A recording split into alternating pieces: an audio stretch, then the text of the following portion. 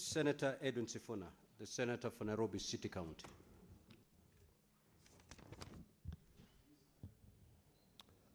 Mr. Speaker, I rise pursuant to Standing Order 53-1 to seek a statement from the Standing Committee on Energy on a matter of county-wide concern regarding the persistent power failures in several areas of Nairobi City County.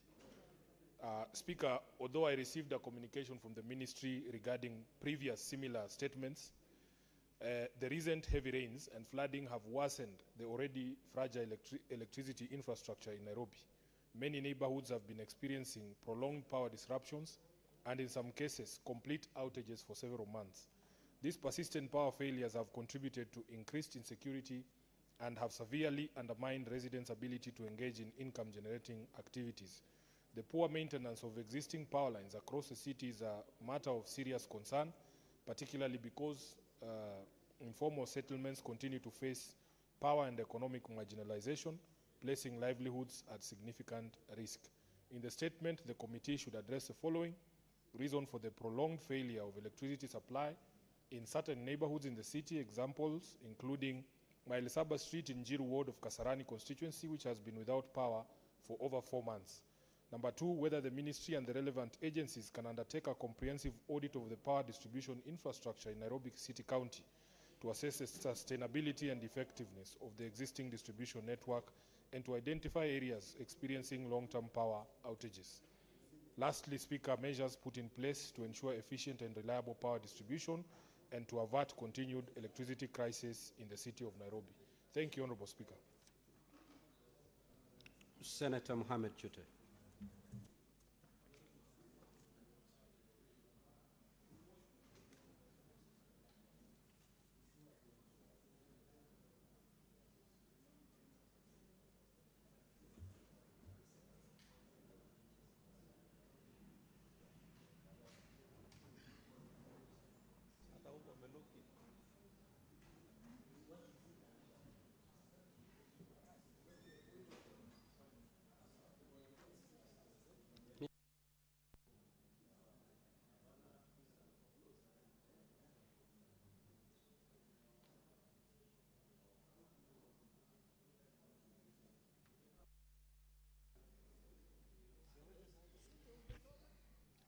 Thank you very much, Honorable Speaker.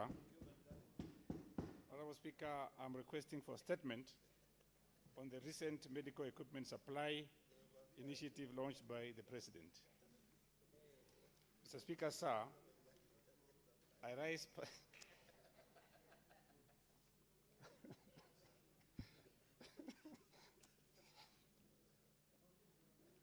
Mr. Speaker, sir, I rise pursuant to Standing Order 53-1 to seek a statement from the Standing Committee on Health on a matter of national concern regarding the recent launching of medical equipment supply initiative intended to enhance access to modern diagnostic and treatment tools in public and county health facilities across the country. Mr. Speaker, sir, the government recently announced a medical equipment initiative under the National Equipment Service Project, NESP, aimed at supporting health facilities within modern machines, with modern machines without requiring counties or hospitals to make upfront purchases. Mr. Speaker, the initiative is presented as a measure to expand access to essential health technologies and ease financial constraint in the delivery of healthcare services. However, matters relating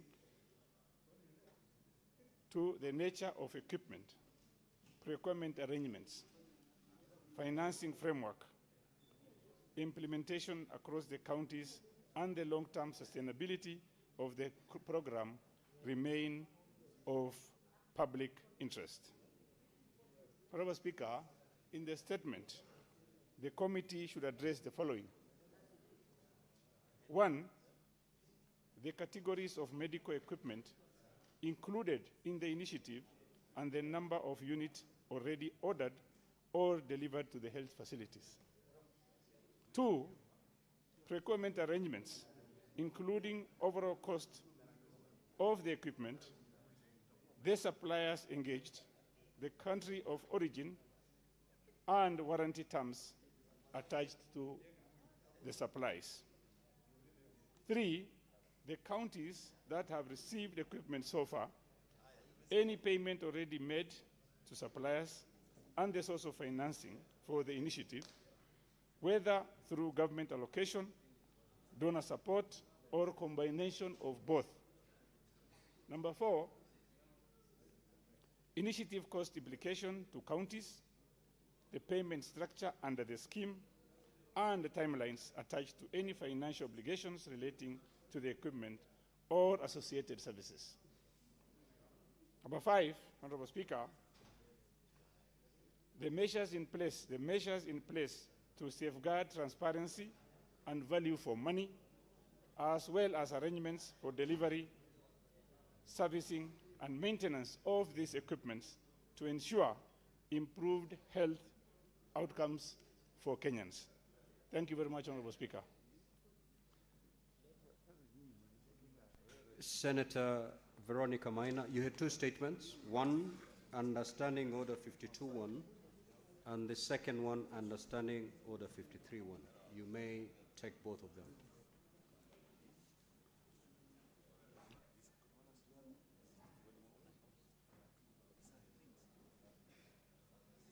Thank you, Honorable Speaker, for that accommodation. Mr. Speaker, sir, I rise pursuant to Standing Order 52.1 to make a statement on a matter of international and national importance, namely the participation of the Senate delegation in the just concluded 70th session of the Commission on the Status of Women, CSW 70, held at the United Nations headquarters in New York from 9th to 19th of March 2026. Mr. Speaker, sir, the Commission on the Status of Women, CSW, is the highest global authority dedicated to the promotion of gender equality. This year's session was particularly significant as it addressed the priority theme, ensuring and strengthening access to justice for all women and girls. The deliberations focused on dismantling structural, economic, and social barriers that continue to hinder women from fully realizing their rights despite existing legal protections. Mr. Speaker, sir, I'm proud to report that our delegation, led by myself and comprising Senators Catherine Muma, Senator Agnes Kavindu Mudhama, Senator Esi Okenyuri, and Senator Christo Asige, ensured that the Senate of Kenya was a leading voice in these global negotiations. Our engagement was defined by a commitment to showcase Kenya's progress in strengthening access to justice for women and girls who are advocating for solutions rooted in the lived experiences of our citizens. Mr. Speaker, sir, the key highlights of the delegation engagements included the IPU UN Women Parliamentary Meeting, and as a panelist, I informed the global parliamentary community of Kenya's legislative strides, specifically the Constitution of Kenya Amendment Number 2, Bill 2025. I highlighted how the proposed top-up mechanism seeks to resolve the decade-long two-thirds gender rule impasse, ensuring that our parliament is constitutionally compliant and representative of all Kenyans. Number 2, combating technology-facilitated gender-based violence, TFGBV. Senator Christo Asige served as a panelist in high-level session on scaling solutions for digital violence. She articulated the urgent need for robust regulatory framework to address emerging harms such as the AI-generated deepfakes and online harassment, which disproportionately targets women and persons with disability. Number 3, realizing maternal justice through accountable health systems. Senator Catherine Muma participated as a panelist in a critical session on building accountable local systems to realize maternal health justice. She shared Kenya's experience in decentralizing health oversight and emphasized that access to justice for women must include the right to safe, dignified, and accountable maternal health care at the county level. And number 4, the judiciary flagship event, our delegation supported the Honorable Chief Justice Martha Koome at the Ford Foundation Center, where discussion centered on Kenya's multi-door justice model. This model anchored in the social transformation through access to justice, STAJ blueprint, which was celebrated globally for its focus on moving justice from distant courtrooms into local communities through alternative justice system, AJS. Mr. Speaker, sir, the session concluded with the adoption of the agreed conclusions. Member states reached a powerful consensus on a roadmap to dismantle structural barriers to justice. These conclusions provided a comprehensive framework for member states and for us as a House of Oversight to ensure that justice systems are well-resourced, that legal aid is expanded, that recognition and support is given to community justice workers, and that we prioritize the development of human rights-based framework for digital justice and AI governance. Mr. Speaker, sir, in conclusion, the lessons from CSW 70 reinforce the fact that rights on paper mean little without the power of enforcement. The key takeaways underscored that justice is not merely the absence of discrimination, but the presence of accountable systems. I therefore urge this House to maintain its oversight of the health and justice sector and to fast-track the implementation of the 2/3 gender principle. Parity is not a favor, it's a constitutional benchmark. We as the Senate must ensure that justice gap for women and girls across our 47 counties is not only identified, but decisively closed. I thank you, Mr. Speaker, sir. Senator Veronica Maina, CBS MP nominated senator. Mr. Speaker, sir, I have another request for statement on the ongoing construction activities within Karura Forest. Mr. Speaker, sir, I rise pursuant to Standing Order 53-1 to seek a statement from the Standing Committee on Land, Environment and Natural Resources on a matter of national concern regarding the ongoing construction activities currently taking place within the Karura Forest Reserve. Mr. Speaker, sir, Karura Forest is not merely a green space, but the ecological lungs of our capital city and a global symbol of conservation, safeguarded through the legacy of the late Nobel laureate, Professor Wangari Maathai. It is therefore of grave concern that as of March 2026, heavy machinery was deployed, an indigenous canopy cleared to erect container barracks for National Youth Service personnel, despite a subsisting court order halting such works. The matter demands urgent accountability and clarity.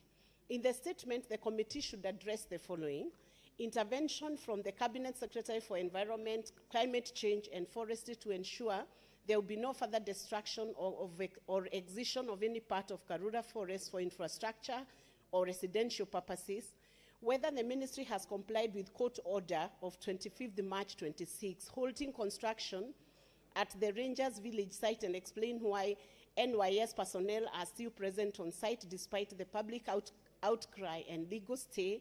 3, why Kenya Forest Service permitted construction in a zone designated for indigenous forest restoration under Karura Forest Management Plan 2021 to 2041. Immediate restitution measures by the ministry to remove the machinery and barracks, and the strict timeline for replanting indigenous species and restoring the cleared area while ensuring the site is returned to its natural state as a core conservation zone. And number 5, whether any environmental impact assessment or public participation was conducted before tree felling as envisioned by Article 69 and 232(1)(d) of the Constitution. Senator Veronica Maina, CBS MP, nominated senator. Thank you. Senator Alan Chesang.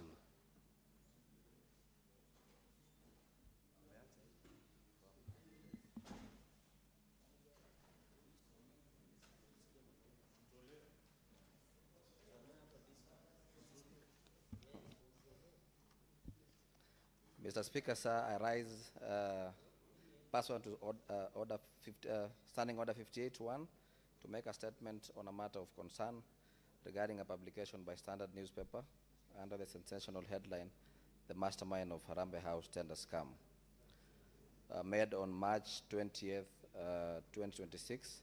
This article directly and recklessly alleged my involvement in fraudulent dealings, yet failed to present any credible evidence on substantiated findings to support such grave accusations.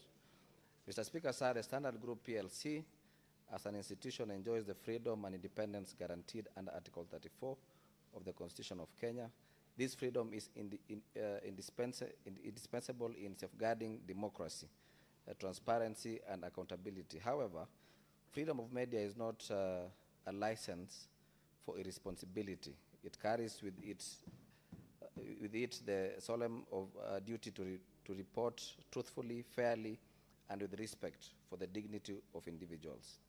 There exists a clear line between legitimate journalism and the defamation of character, a line which this newspaper has crossed, and not for the first time. Mr. Speaker, sir, the article in question explicitly named me, associating me with alleged fraudulent activities purportedly linked to Harambee House, yet no documentary evidence, investigative report, or official confirmation was provided to substantiate these claims. This reckless approach is not an associated incident. For instance,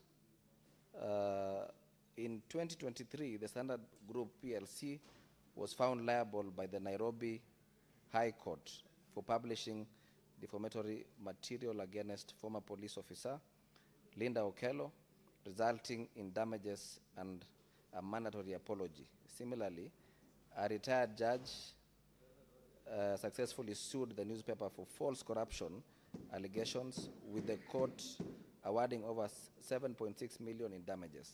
These are just a few of the cases that demonstrate a disturbing pattern of repeated lapses in responsible journalism.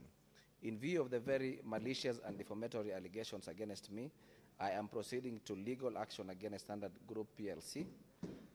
Mr. Speaker, while I uphold and defend the independence of the press, I must equally assert that the repeated publication of unsubstantiated allegations is harmful, unjust, and unacceptable. The line between holding leaders accountable and defaming them exists to protect both the integrity of public institutions and the reputations of individuals. By crossing this line, the Standard has not only inflicted reputational harm upon me, but also jeopardized public confidence in the media as a pillar of democracy. Mr. Speaker, I therefore strongly condemn the Standard for its reckless and defamatory publication. I urge the newspaper to exercise greater editorial responsibility, ensuring that its reporting is grounded in verified facts and presented with fairness. I further call upon the Communication Authority of Kenya to look into this matter and take the necessary measures to deter a repeat of such occurrences in the future. Moreover, I demand that the Standard issue a publicized and published apology in the same spirit, prominence, and manner as the false allegations it carried against me. Media freedom must be exercised within the bonds of truth, accuracy, and respect for individual reputation. Where serious allegations are made, they must be backed by credible evidence, not speculations or insinuations. Mr. Speaker, sir, in conclusion, while I respect the defend the constitutional independence of the media, I call upon the Standard to recognize the critical distinction between investigative journalism and defamatory reporting. The repeated crossing of this line is unacceptable. It is imperative that media institutions uphold professional standards, for only then can they maintain public trust and continue to play with a vital role in strengthening democracy. I thank you, Mr. Speaker. Senator Tabitha Mutinda. That statement is dropped. Now, honorable senators, we will, pursuant to Standing Order 45-2, allow me to rearrange today's order paper. We will move to order number 15.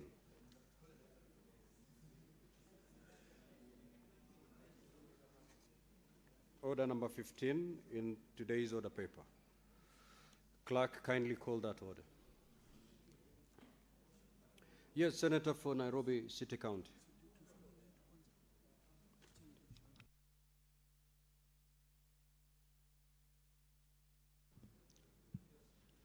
Honorable Speaker, there is a matter of great concern to the members of this House that we had brought to your attention. Perhaps we could address it while the transgressors are still around, because as we speak, they might finish what they are doing and just take off. Very disrespectful to this House, Honorable Speaker. So, should I say something or you will guide us? What exactly this matter that you brought to my attention? Mr. Speaker, you know there is a spectacle that we witnessed yesterday in the precincts of Parliament.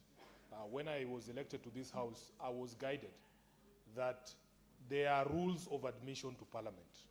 Speaker, when our clerk, on behalf of our committees, writes to governors to appear before a committee of this House, they are told to appear on a specific day, before a specific committee, there is a specific room and for a specific mission. That invitation by the clerk is not for the governor to pick a time and place of choosing and come and have tea in the office of the clerk. Speaker, yesterday I saw the governor of Nairobi here, and whilst I respect him as a former senator, what we witnessed yesterday was an abomination, Honorable Speaker, and I feel like as a House, we have to address this matter. You see, Speaker, even if you go to the rules, there are school children who come here every day. All these school children have a pass. They have been admitted to Parliament by the Speaker and by the administration of the Senate. How is it possible that people can just decide to come, enter the precincts of the Senate, take pictures, address the media out there saying, oh, you are looking for me, now I'm here? Honorable Speaker, I think we need to put a stop to this circus. We are a serious House. We are a serious institution. We must be respected. So even this afternoon, there is a governor who has been, is the subject of a warrant of arrest. And the warrant of arrest was very specific. The IG of police told us as a committee of the Public Accounts Committee, give me a day on which you want me to produce this governor before you. The order is to produce the governor before a specific committee of this House on a specific day. Is it in order? Is it in order, Speaker? Is it in order, yes, Speaker? Conclude. For the governor of Samburu to arrange to have media waiting for him at the gate of the Senate, at the parking of the Senate, pig a lap there, out there, and then address the media from the precincts of Parliament, saying, those people who are looking for me, I am now here. Honorable Speaker, even for us, we don't address the press here. You directed us that if we have press conferences like we did this morning, we go to the press room.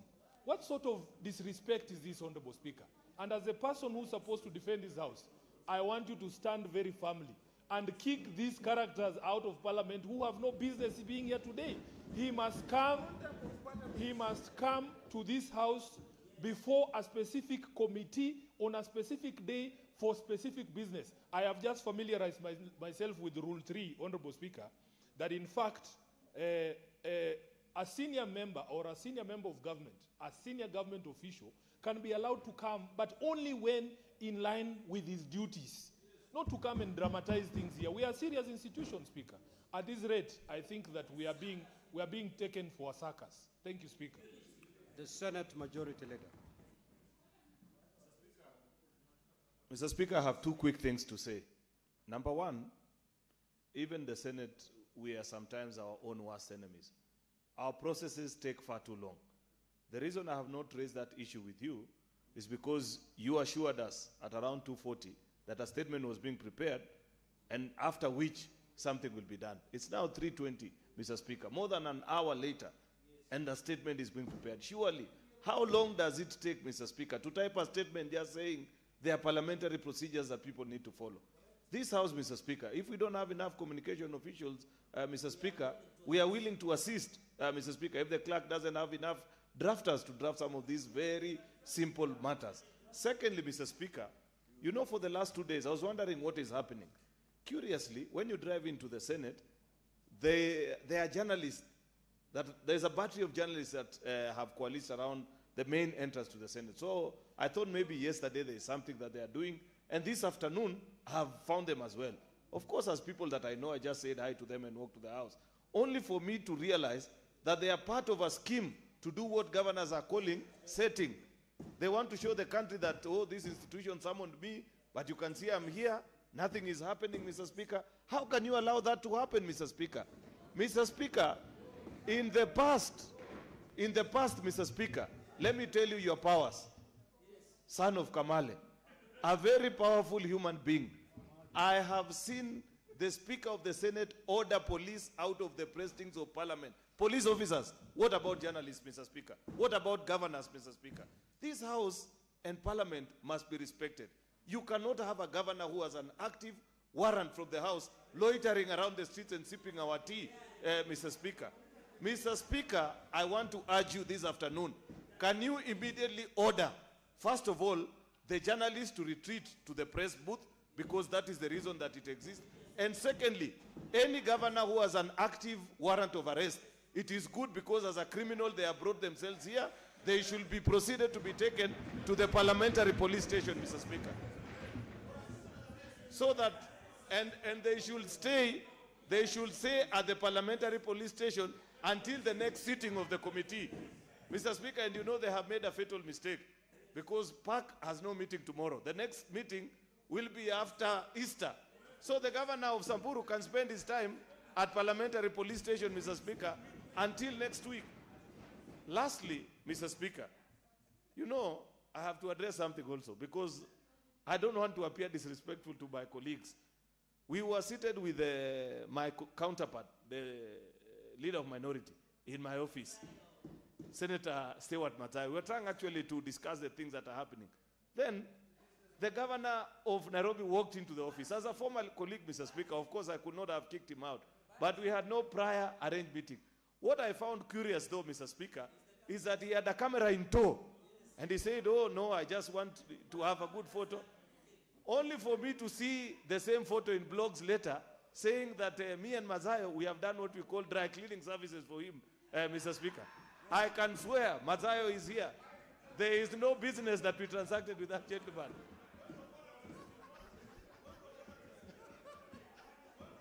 Mr. Speaker, at least... Order, honorable senators, order. Majority Leader, order Senator Eddy. Order Senator Eddy. Honestly, Speaker. Order, honorable senators. May the Majority Leader be heard in honestly, silence. Speaker, you can suspect me, but what about Mazayo, Mr. Speaker? Surely. Completely unfair, Mr. Speaker. Therefore, this is a serious matter, Mr. Speaker, which we require your urgent attention to this matter. And because I know these proceedings are being followed live, issue directions before the governor of Samburu disappears. Let him be taken to the police station here in Parliament, Mr. Speaker. Senator Wambua.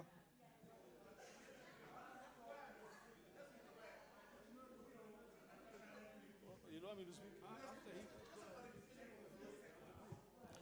So, thank you, Mr. Speaker. Mr. Speaker, the way Senator Cheriot is laughing, I don't know what transpired between him and Senator Sakaja, but it's very curious, really. It's very, very curious. That, Mr. Speaker, we should allow strangers to just walk into Parliament, meet our leadership, walk out, and then, Mr. Speaker, what is even more annoying, Mr. Speaker, is that the governor for Nairobi, who is my friend and a former colleague, a person I have fought so many battles with in this Senate, he goes and says, I will not appear before the committee. Then the Speaker, in the morning, he sends a letter to the committee and says, gentlemen and lady, I am willing to appear. When can I come to appear before you? Mr. Speaker, these games that are being played with Parliament must be brought to an end. Mr. Speaker, the only person that can bring that game to an end is the Speaker of the Senate of the Republic of Kenya. Mr. Speaker, stand your ground. You cannot have people coming from Samburu to address the media inside Parliament. We don't do it ourselves, Mr. Speaker. As a leader in this House, I cannot go out there and address the media inside Parliament. I can't. You have directed where I can talk to the media. That's where I go to talk to the media, Mr. Speaker. How can a fugitive, a person, Mr. Speaker, who has a warrant of arrest hanging on his neck, come to Parliament, address the media, and call our bluff. How can that be allowed, Mr. Speaker?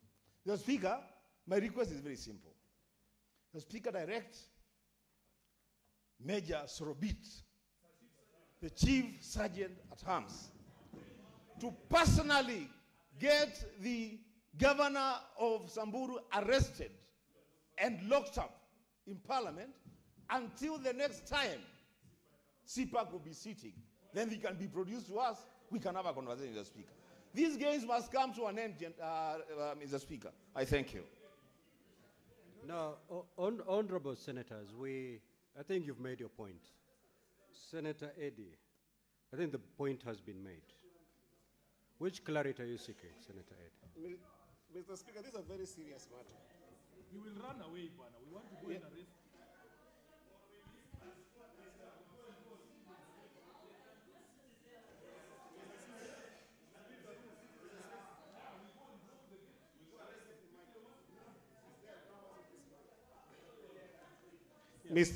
Mr. Speaker, a citizen's arrest in Kenya is actually a legal mechanism that allows private citizens to be able to arrest people who are suspect under our laws. If you read the criminal procedure code, cap 75.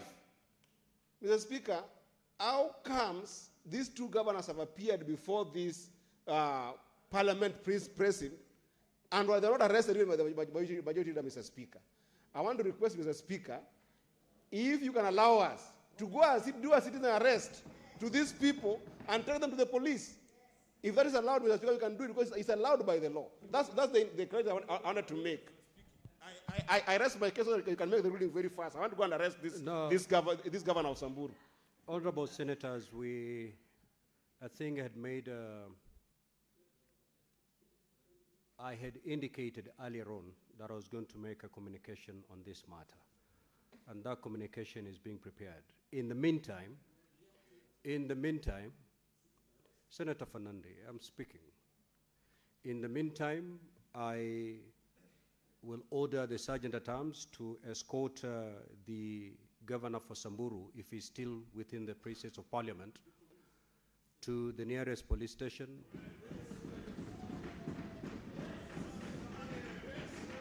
And order, Senator Fernandez. Order, honorable senators. And I'm saying that because the governor of Samburu is under a warrant of arrest. Now, secondly, for the journalists that are milling around the inner gate of the Senate, again, I order the Sergeant at Arms to escort them to the media center where they're all expected to ply their trade. I will give a detailed communication on this particular matter. Let's proceed. Let's proceed.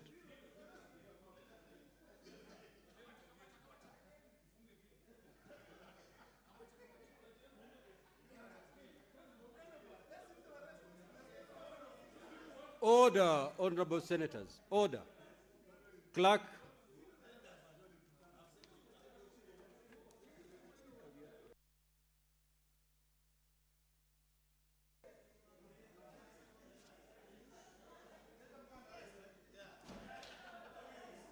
Order number 15, the Division of Revenue Bill, National Assembly Bill number 2 of 2026, second reading.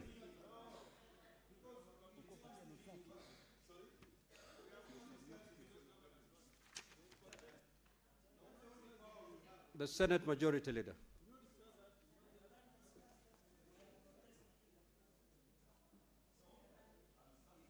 When the statement is, when the Speaker's statement is ready. Point of order, Speaker.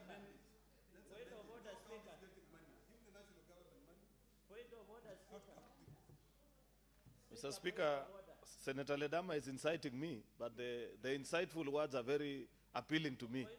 That why should we send money to people who don't want to appear before us? No, what we can do, Mr. Speaker, we can progress this bill until the point where we need to vote. then we hold it Point of until order, the time they appear first before us. Point of order, Speaker. Point of You order, know? Speaker. What is the point of order? And I don't know.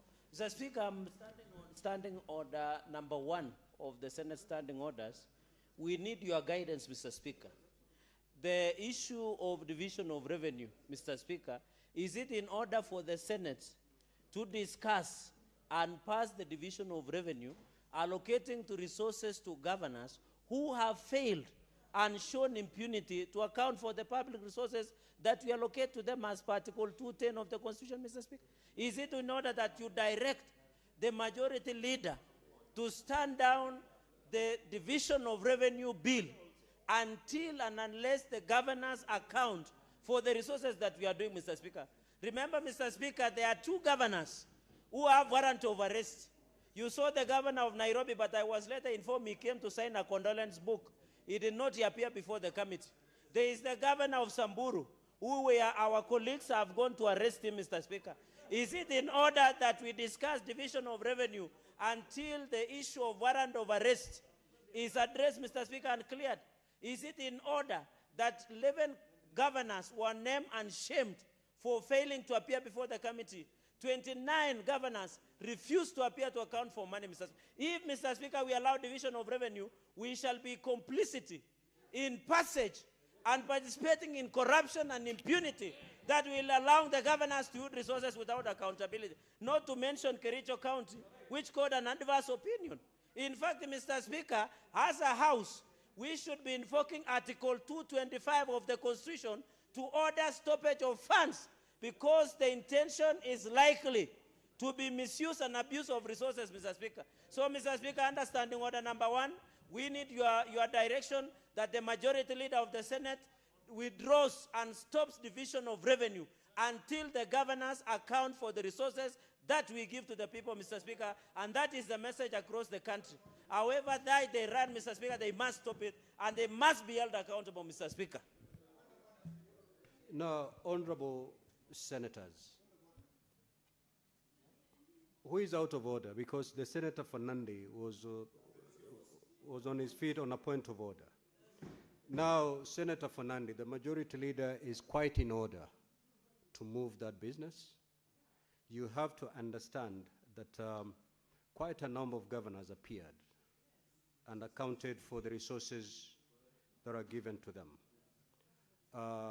There are other consequences under the law for those who did not appear for purposes of accounting for the resources that were made available to them.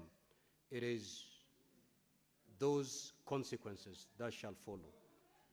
Not debating the division of revenue is not one of the consequences for governors not accounting. So, Senate Majority Leader, you may proceed.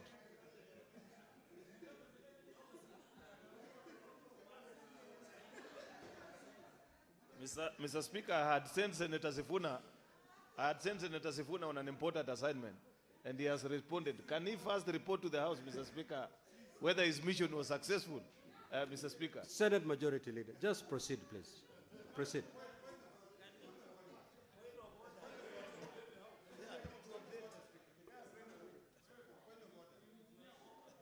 What is disorderly about the Senate Majority Leader? If it has nothing to do with the Majority Leader, then I'll overrule you. Mr. Speaker, the business that the Majority Leader is about to transact is business that determines the amount of leverage that this House has over accountability and sending money to counties, Mr. Speaker. Mr. Speaker, you know very well, and I am not... What is your point of order, Senator Ledam? My point of order is that currently we have a situation in this country where the citizens expect us to be able to task this county government to be able to account for the money that we are fighting for them to go there. If you read Article 217, Mr. Speaker, we decided that we are sending more money to counties. 219, the moment we finish this, 219 dictates that that money cannot be delayed. Why should we be continuing discussing sending money, Mr. Speaker, when those who are receiving this money cannot account for it? So, Mr. Speaker, I think it would be fair so that we can be able to transact business effectively, that the gentleman who was sent out to be able to carry out a task reports to this House if they succeeded in their citizen's arrest or not. And the orders that you gave, Mr. Speaker, you did order the Sergeant at Arms to be able to escort a witness to the nearest police station. It will be in order for us to get an update of what has happened so that we can proceed well. Thank you, Mr. Speaker. Now, Senator Ledama, the point of order you've raised is the very same point of order that the Senator Fernandi had raised. And if you listened carefully, I overruled that point of order. On the issue of citizen arrest, I had not ordered or instructed anybody to go effect arrest. I had directed the Sergeant at Arms to escort the governor of Samburu, in case he's within the presence of Parliament, to the nearest police station. You may proceed, Majority Leader. Mr. Speaker, the governor has run away, but you know the police warrant of arrest is active. So we want to tell the IG that he is somewhere within the CBD, and he should be located immediately, because, Mr. Speaker, it is clear that he wants to do business with this House, only that he does not want to come on his own volition. He wants to be brought here, Mr. Speaker. So maybe, I don't know, later you can amend your guidance and instruct the IG to locate him within Nairobi so that it's easier. Mr. Speaker, I know my colleagues, Senator Cherargei and Senator Ledama, have raised this issue. Why should we proceed with division of revenue while we have, Mr. Speaker, this conversation? These are senior legislators. They understand that passage of a division of revenue, number one, is time-bound. Number two, is a process. We are not concluding on this exercise today. This, Mr. Speaker, no. Mr. Speaker, I am not certainly convinced that we need to drop this business at this point, because, Mr. Speaker, Senate Majority Leader, I called you to proceed. Kindly proceed. Why are you debating whether to proceed or not to proceed? Mr. Speaker, I beg to move that the Division of Revenue Bill, National Assembly Bill number 2 of 2026, be now read a second time. Mr. Speaker, the Division of Revenue Bill, National Assembly Bill number 2 of 2026, was published in the Kenya Gazette Supplement number 14 of 2026, dated on the 19th of February 2026. The bill was passed by the National Assembly on 10th of March, which is 2 weeks ago, and referred to the Senate for consideration. The principal object of this bill is to provide the vertical sharing of revenue, Mr. Speaker, raised nationally between the two levels of government, the national and the county governments for financial year 2026 and 2027, in accordance with Article 202, 203, 205, 218, 2 of the Constitution of Kenya.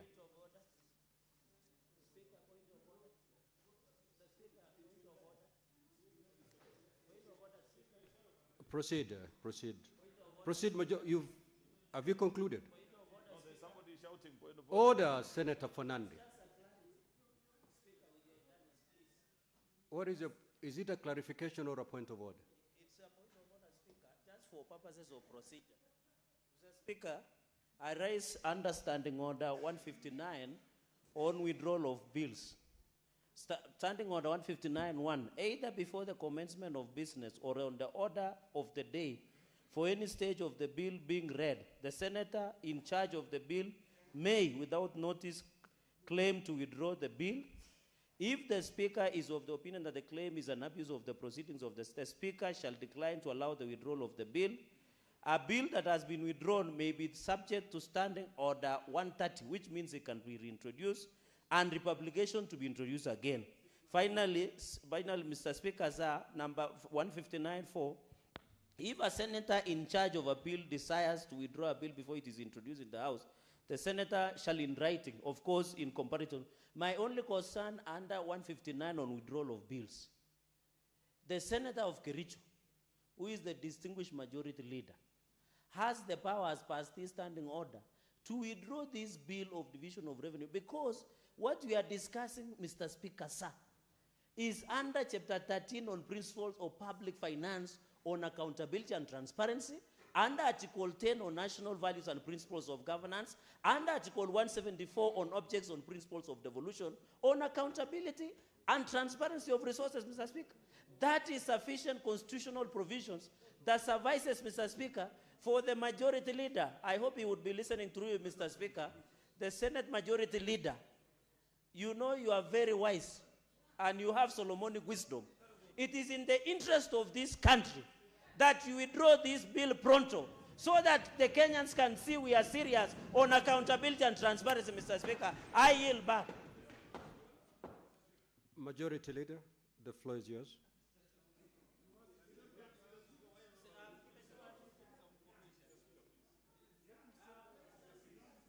Majority Leader, the floor is yours. It is upon the Majority Leader. If you look at that particular standing order, you cannot force the Majority Leader to the floor.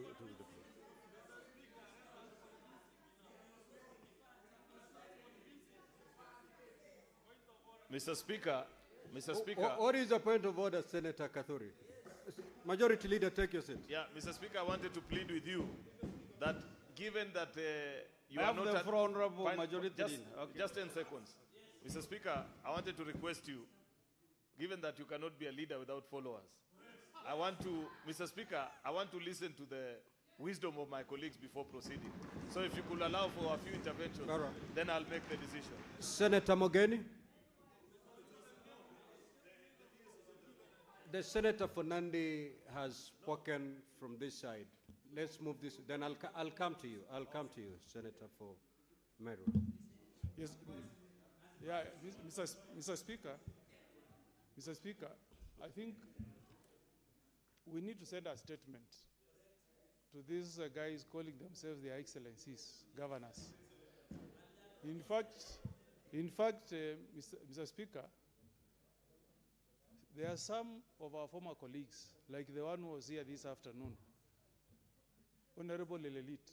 You know, Mr. Speaker, as PSC, we normally allow our former colleagues to have access to this house, but as long as they conduct themselves in an honorable manner.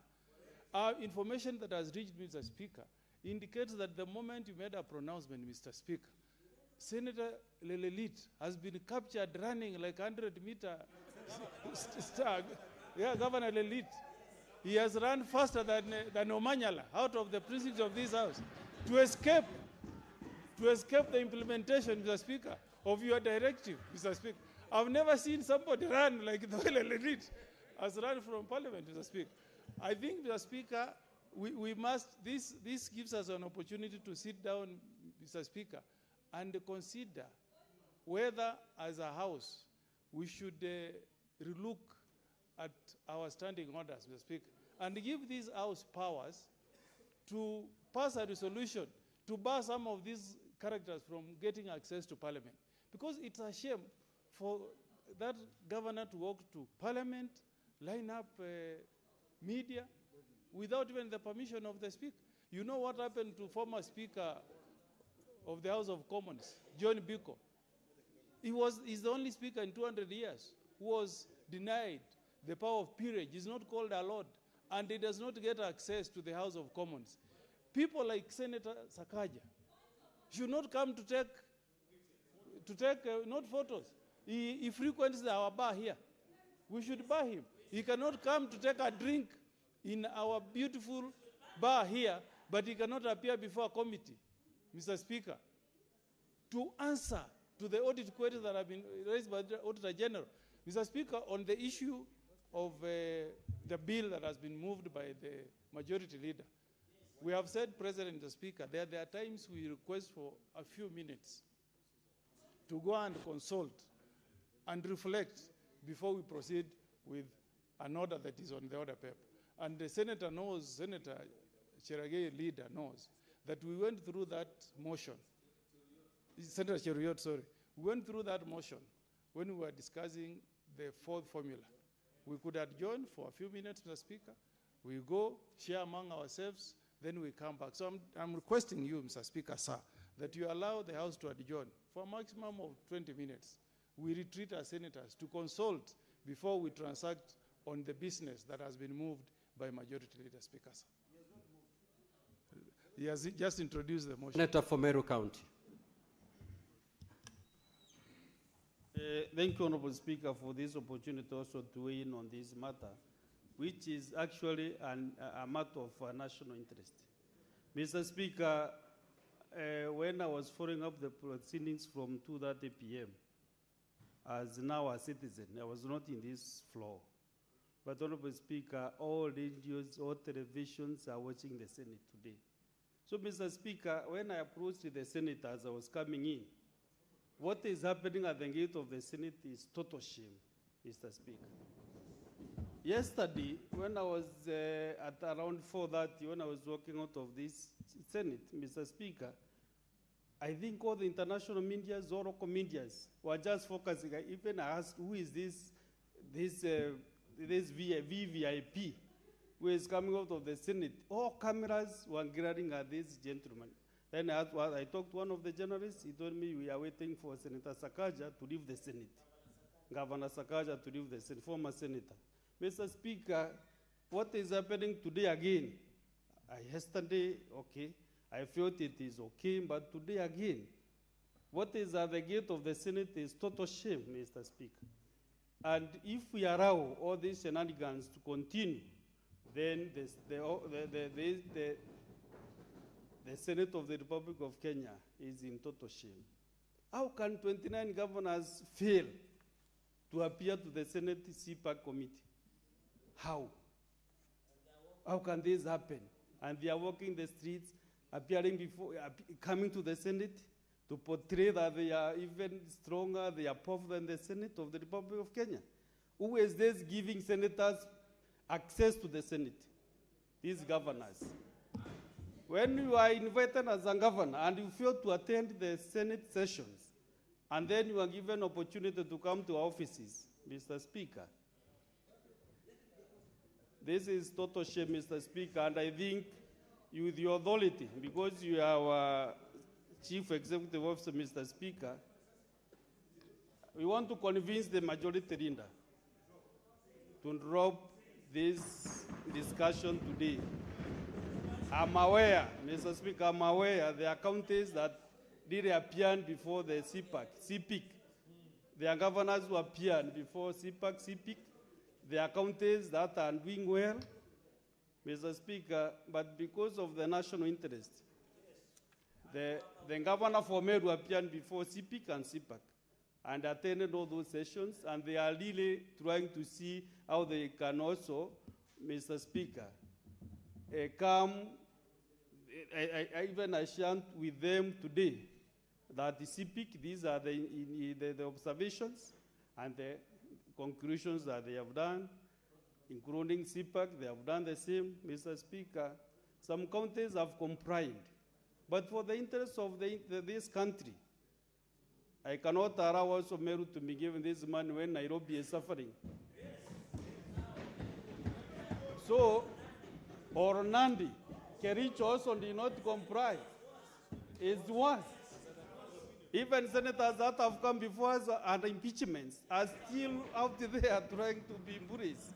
So, Mr. Speaker, for the interest of the Republic of Kenya, and so that also we can be seen as the Senate of the Republic of Kenya, that is truly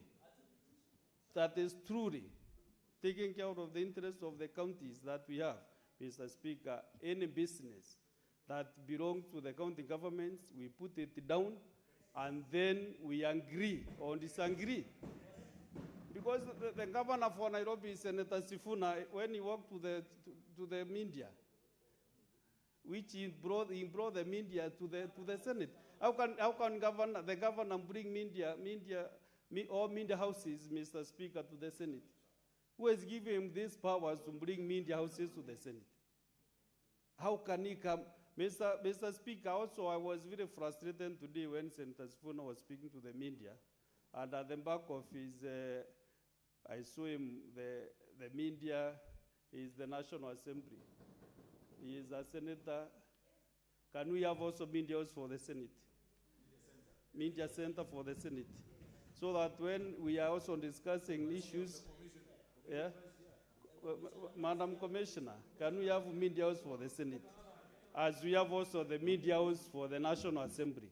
So, Mr. Speaker, I want to convince my brother, my younger brother, Senator Cheroyot, let us suspend, even if it means suspending Senate business in totality, so that we can be able to handle these governors. We need to really, we can't massage these governors, I'm telling you, honorable senators. Let us deal with them. Where's the Senator Okomundu Komundu? Man to man, Mr. Speaker, sir. Thank you very much, sir. The minority leader.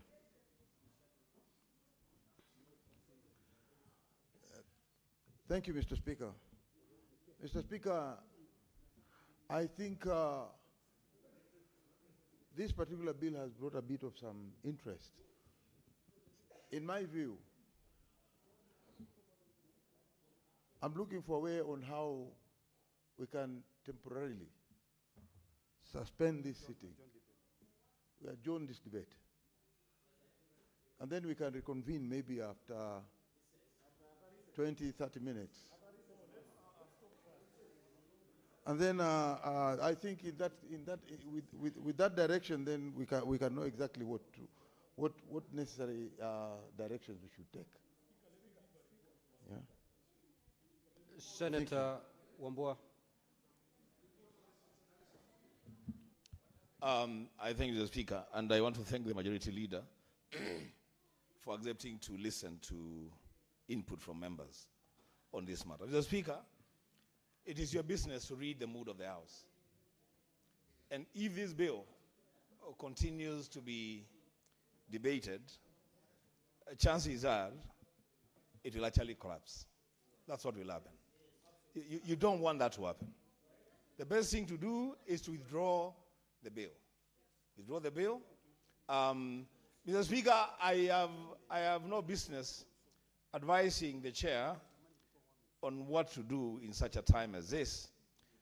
But I know there is a motion that is coming up by Senator Ledama Olekina, which is very, very relevant to the issues that we are discussing on the behavior of the governors.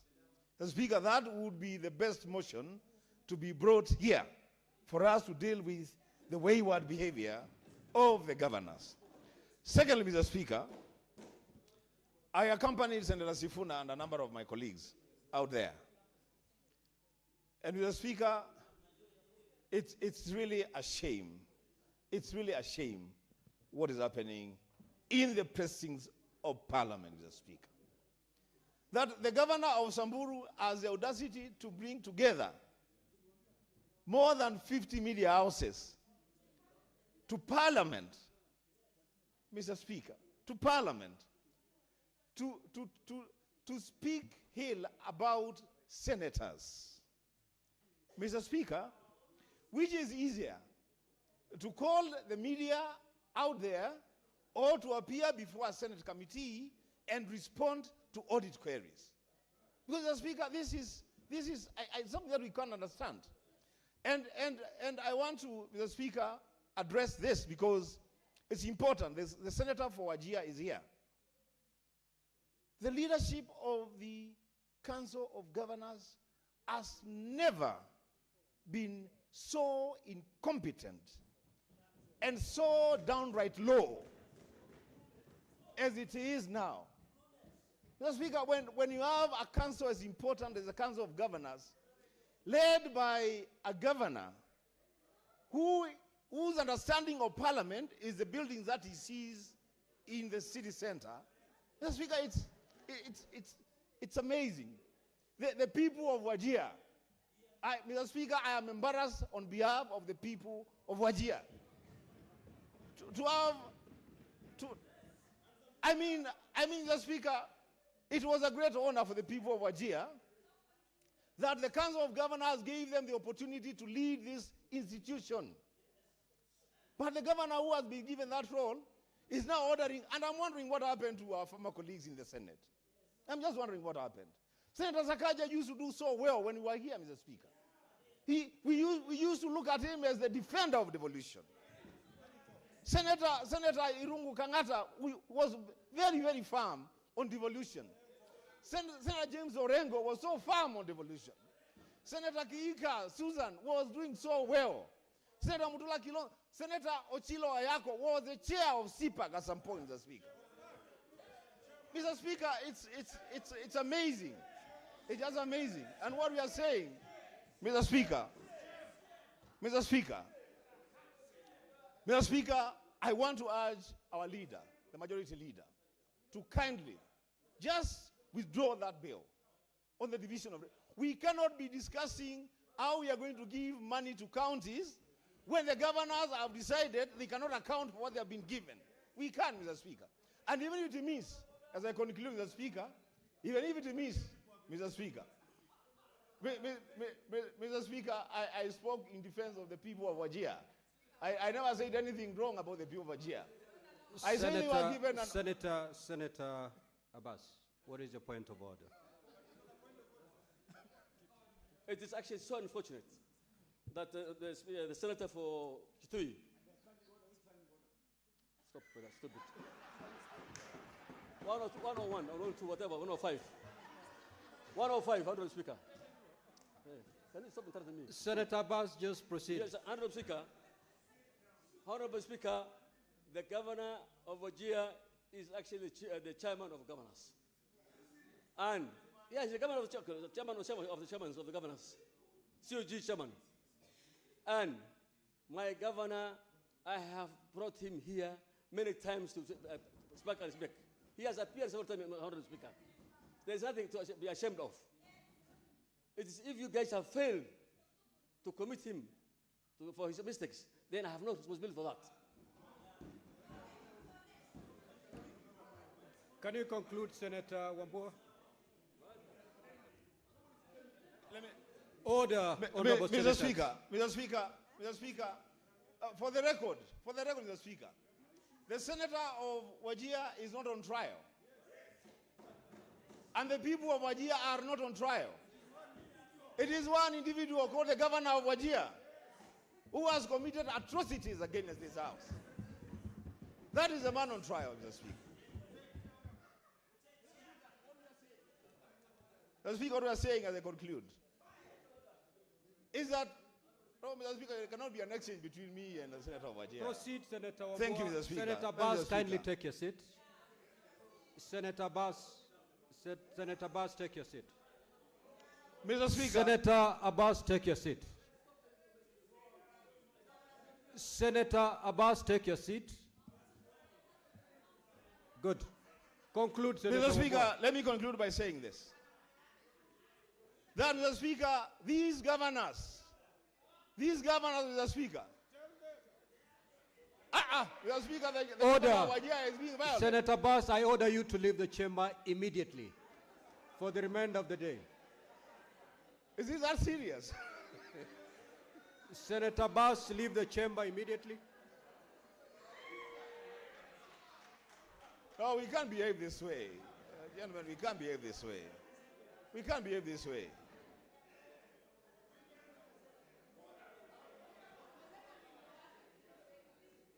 Colleagues, we can't behave this way.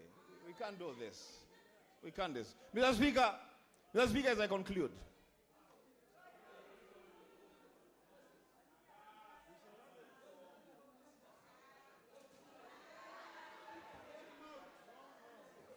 Mr. Speaker. Sergeant at Arms, kindly escort the Senator for Wajir out of the chamber.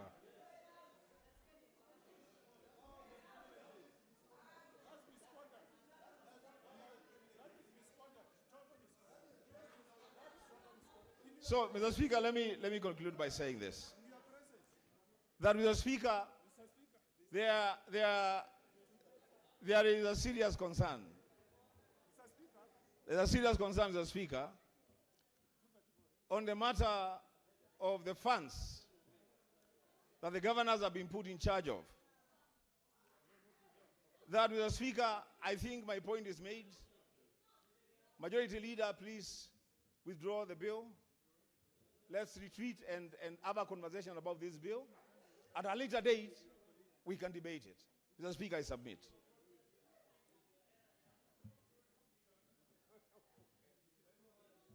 For Nairobi City County.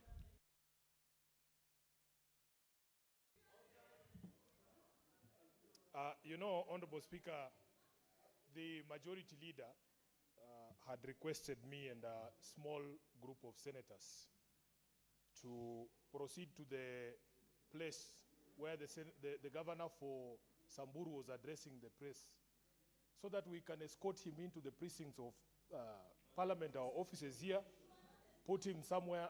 Please, Honorable Speaker, I would not like to be heckled this afternoon. I'm in a foul mood. Tahazana, may the Senator for Nairobi City County be heard in silence. You'll have your moment. Thank you, Honorable Proceed. Speaker. Speaker, the reason I am saying I'm in a foul mood, I've actually been assaulted at the gate there, and I was going to get there. Mr. Speaker, when we arrived there, we found the governor of Samburu actually speaking to the press. And because you had asked that the sergeant at arms escort him to the police station, the sergeant at arms was already there. And Honorable Speaker, as honorable members, we asked him to walk with us into Parliament so that he can be taken where you had ordered him to be taken. One of his goons, Honorable Speaker, grabbed me by my coat. I don't say it's an expensive suit, but now it's ruined, Honorable Speaker. And were it not for Senator Eddy, I think I would have been found myself in a very difficult situation. Speaker, what we are saying is this. I think we need to stop making a mockery of this House. We need to stop making a mockery of devolution. We need to make stop making a mockery of the processes that are constitutionally, required to be done. So, Majority Leader, I am asking myself, I personally am happy. I'm happy that I saw a letter from the governor of Nairobi saying he is now prepared to appear before the Committee of Public Accounts. But, Honorable Speaker, this decision not to appear before a specific committee of this House is a collegiate decision by the Council of Governors. And that is why I like what the Senator for Meru has said, that this is no longer about our individual counties. One of the things that I agree with the chair of the Council of Governors, the governor for Wajir, when he spoke yesterday, he said, in fact, the oversight mandate of this House is not upon individual governors. I, as a senator for Nairobi, it is not only me who is expected to oversight Nairobi. The governor of Meru, the governor of, yes, the governor of Meru, the governor of Samburu is also subject to my oversight as a member of this House. But where we differ is that the responsibility to account for money is an individual responsibility for them. My responsibility is to account to the people of Nairobi how I have been able to execute the mandate they gave me at the ballot. Honorable Speaker, the people of Nairobi have seen that I have exhausted everything, every single tool, including sending the IG of police to present my governor before the committee so that we can have conversations about those matters that we were highlighting yesterday. Speaker, when you talk about 21 billion shillings, that this House, not Sifuna, this House gives Nairobi 21 billion Kenya shillings. If the senator of Bungoma sitting in a committee cannot ask Sakaja questions about utilization of that resources, then how will I be able to convince you next time that you need to support me for more resources for Nairobi? So what we are saying is this. I think, honestly speaking, what is required now is some level of sobriety, some level of maturity, not from this House, but from the Council of Governors. We have had enough. You cannot subject this House to the sort of ridicule that we are seeing, that you come, you know very well, you are invited to a specific committee at a specific time, at a specific date, to discuss a specific matter. Then you bring a battery of journalists out here to tell them I am here and these people, there's nothing even I'm doing here. There's no one has asked me any question. That is not how we are supposed to relate. And intergovernmental relations are not supposed to be this acrimonious. So, Honorable Majority Leader, you have said you wanted to hear our wisdom. I am also saying, as the Senator of Nairobi, I am willing to say, let us drop that business of today so that we can be able to sort out all these problems. And Mr. Speaker, I just want finally to remind everyone that this House has not been intransigent in this impasse. In fact, I remember the Speaker of this House directing the Council of Governors that we are prepared to have a meeting as the leadership of this House with the leadership of the Council of Governors to iron out any concerns that they have. And the only condition was you cannot suspend a constitutional provision. All they needed to do is to attend those meetings for that week, and then we would have the meeting. But, Honorable Speaker, we cannot countenance a situation where somebody sitting somewhere can suspend a constitutional imperative. It is something we cannot do. So, I am hoping that the other governors will follow. And I've spoken to the chair of the county public accounts. I don't see him in the house today, but he's on his way. The vice chair is here. We are ready to issue a schedule as soon as tomorrow for people to come and account for the monies that they have done what? They have been given as county governors. And immediately that process is going on, we can come to this house and say, now, as the leadership, if they want to sit with you, the speaker, if they don't like Sifuna's face, it's fine. This is not about Sifuna. And I have said and I've repeated here, there is no senator here who cannot do the job that Sifuna does. That's the reason why all of us were elected here. So if Sifuna's face at County Public Accounts Committee is somewhat unpleasant, we can try Senator Mundiki's face. I don't have a problem. Let us try Senator Joyce Korir.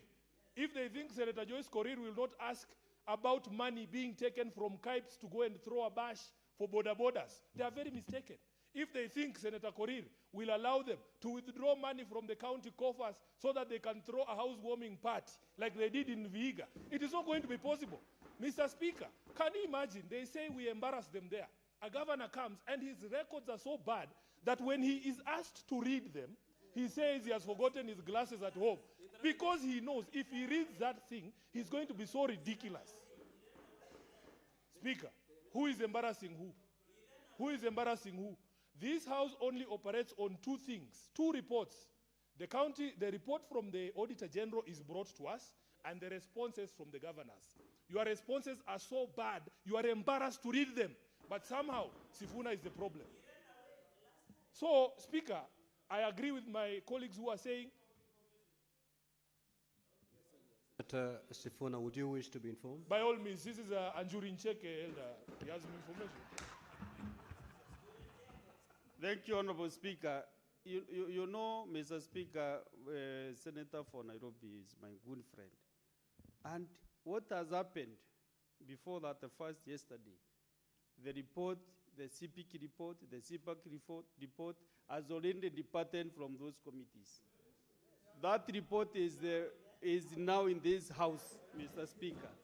So I want my friend, Senator for Nairobi, Senator Sifuna. Already the reports are property of the Senate. They have already departed from the committees. So, Mr. Speaker, what we need to do is to discuss these reports now as the Senate.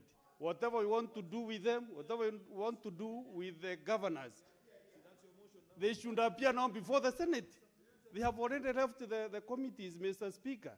And if any governor should appear here the way CSCs appear before us, so that we can also interrogate them, we can be able, especially the 29, just a minute, especially the 29 governors who have really shown us the middle finger. We really need to deal with them perpendicularly, Honorable Speaker. Senator for Nairobi City County, conclude your thoughts, please.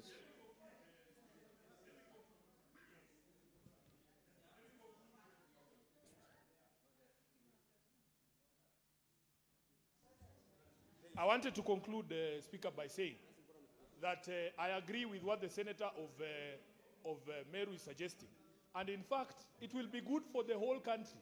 It will be good for the whole country to see for themselves the sort of amazing things that we are told in County Public Accounts Committee. When you ask somebody to show you what they utilized money on and they tell you that they gave supplements to wild animals who are being given special food, and there's children in this country going hungry. I want them to stand there and be live on all media stations and say those things. Let us see if Sifuna is the problem. Let us see if Sifuna is the problem. So, Speaker, I want to very strongly say. Order, Senator Fernandez. I want to say, let us drop this business. We are amenable as a committee. None of this business is the property of any committee. It's the property of the House.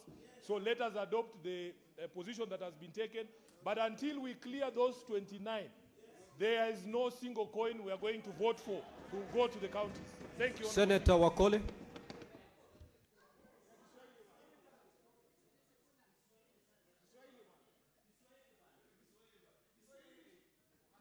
Order, honorable senators. Asante Mheshimiwa Spika kwa nafasi hii ambayo leo gavana ameponea chupu-chupu.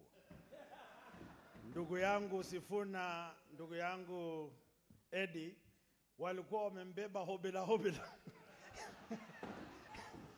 Gavana miguu ilikuwa imening'inia hewani, iliwachukua maafisa wake kumuokoa mikononi mwa maseneta. Lakini jambo linalosisitizwa Mheshimiwa Spika ni kwamba mtu hawezi kuoka mkate wake na kaula mwenyewe pasipo kuchungwa na kudadisiwa na tume ama taasisi kama jumba la Senate. Yale viongozi wanataja kuhusiana na usambarishaji ama kupora kwa pesa za kaunti, kupanda miche isiyohesabika, kulisha mifugo ambayo haitunzwi na watu ambao wako timamu mchana katika boma zao.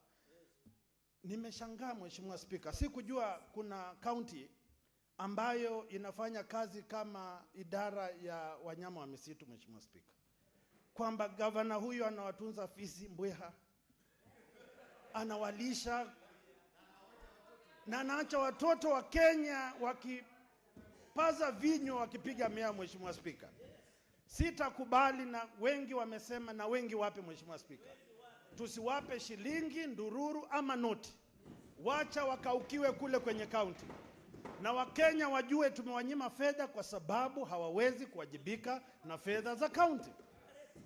Mheshimiwa Spika, wengi wamening'inia katika vazi la Mheshimiwa Rais. Mheshimiwa Rais anazindua miradi mingi katika kaunti.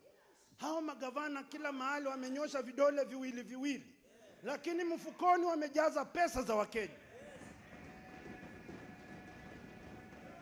Kile maseneta wanasema tutapekua mifuko yote, hata kama ni kuwavua nguo tuwavue, ili wabake uchi wa mnyama, ndio tujue wao ni waaminifu.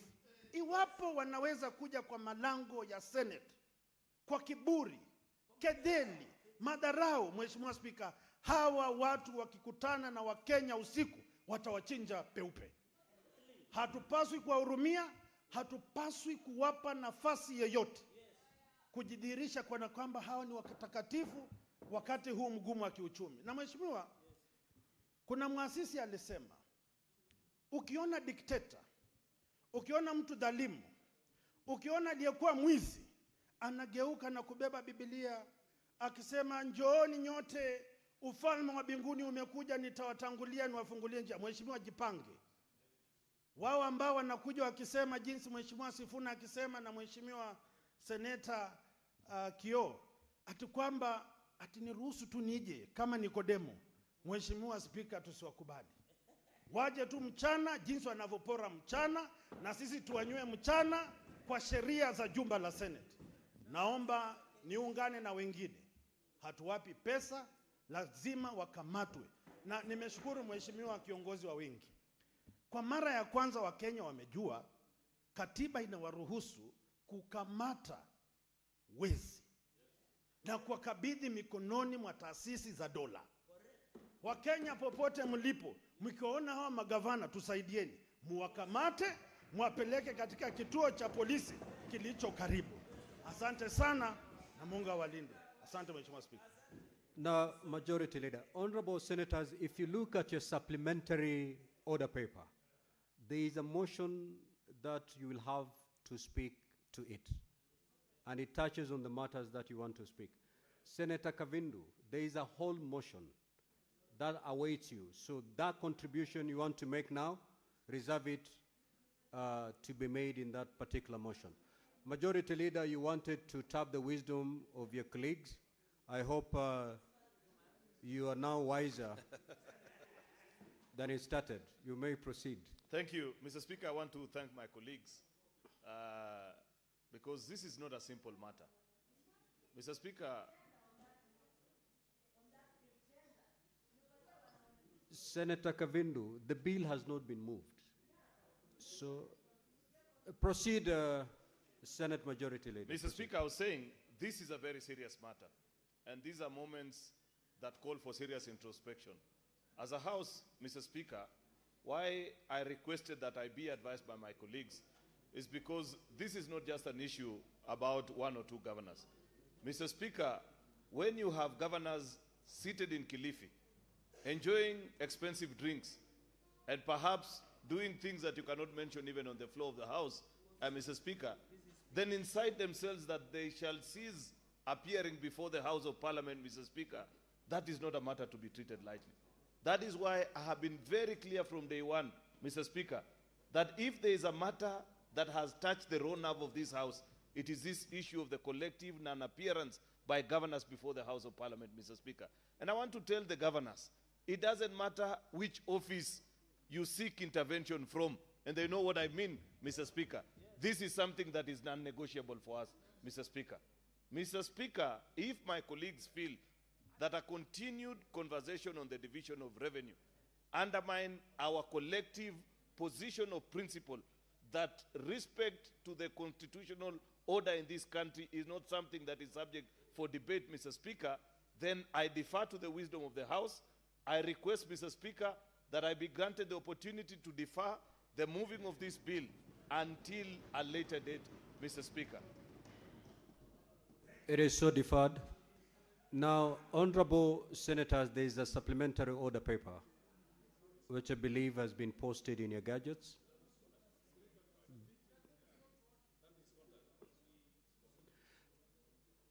The chair will make a communication in that regard. Don't worry about it.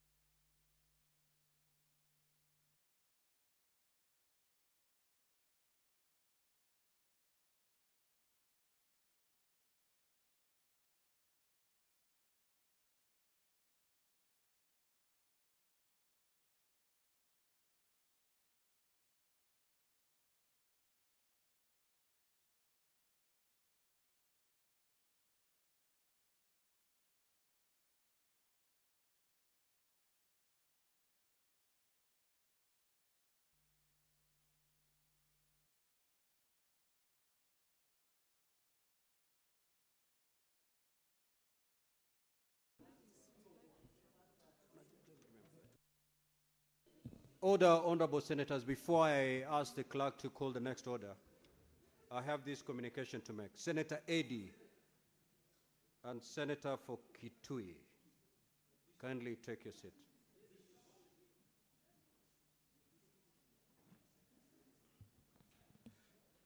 Now, honorable senators, as you have witnessed, the conduct of Senator for Wajir County was grossly disorderly within the meaning of Standing Order 122-1J.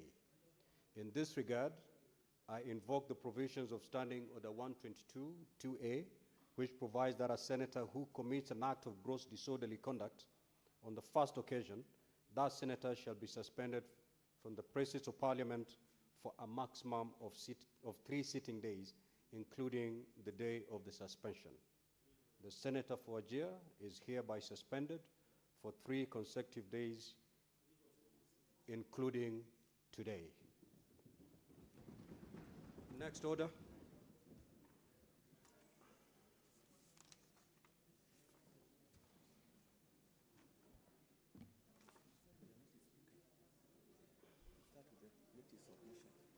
Now, I want to believe that you are in receipt of the supplementary order paper.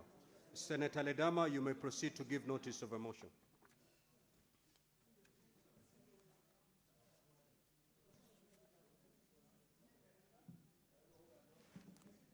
Order number 6, notices of motion.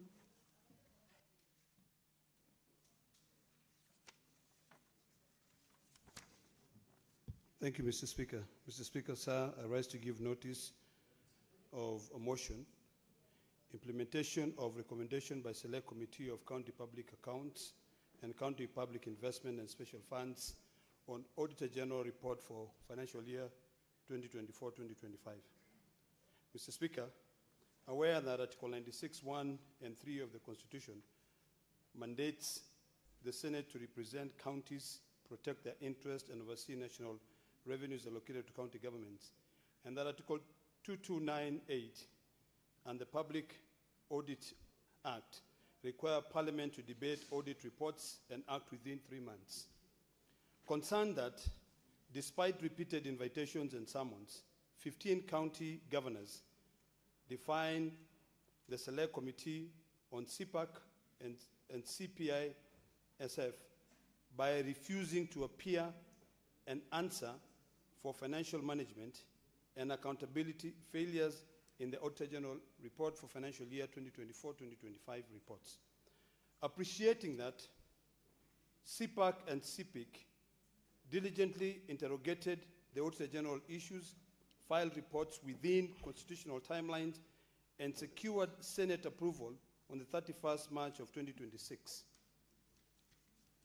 Noting that urgent needs for rigorous follow-up on these recommendations and ongoing Senate oversight of implementation.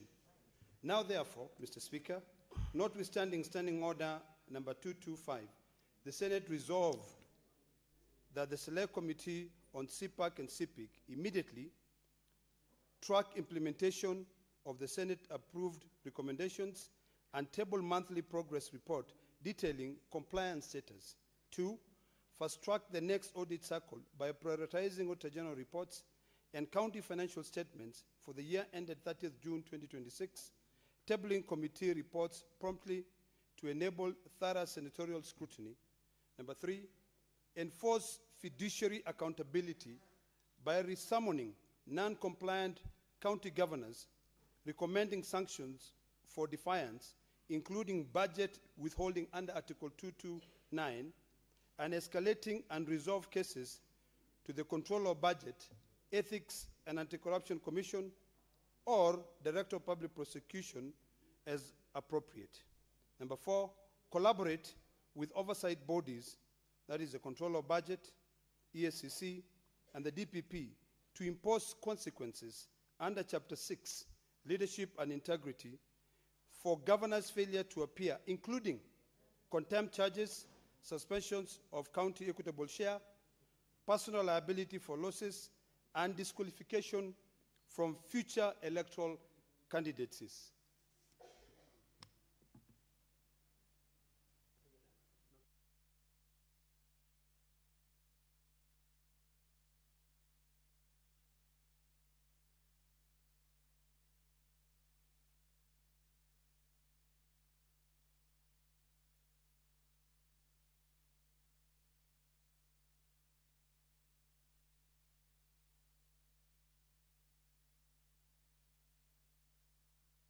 Next on the clerk.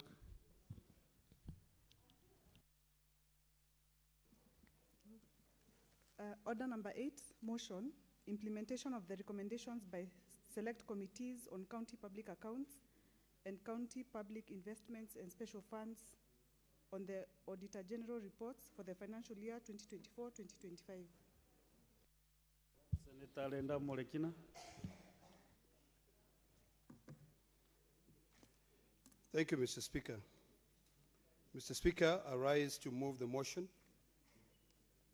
Just open. On the implementations of the recommendations by select committees of county public accounts and county public investment and special funds on Auditor General report for financial year 2024-2025. Mr. Speaker, aware that Article 96, 1 and 3 of the Constitution mandates the Senate to represent counties, protect their interests, and oversee national revenue allocated to county governments, and that Article 2298 and the public audit requires Parliament to debate audit reports and act within 3 months, concerned that despite repeated invitations and summons, 15 county governors defied the Select Committee on CPAC and CPIC by refusing to appear and answer the financial mismanagement and accountability failures in the Auditor General financial year 2024-2025, appreciating that CPAC and CPIC diligently interrogated the Auditor General issues, file reports within constitutional timeline, and secure Senate approval on March 31st, 2026. Noting the urgency or the urgent need for rigorous follow-up on this recommendation and ongoing Senate oversight of implementation. Now, therefore, notwithstanding Standing Order 225, the Senate resolved that the Select Committee on CPAC and CPIC immediately, 1, track implementation of the Senate-approved recommendations and table monthly progress reports detailing compliance status. 2, fast-track the next audit cycle by prioritizing Auditor General reports on county financial statements for the year ended 30th June 2026, tabling committee reports promptly to enable thorough senatorial scrutiny.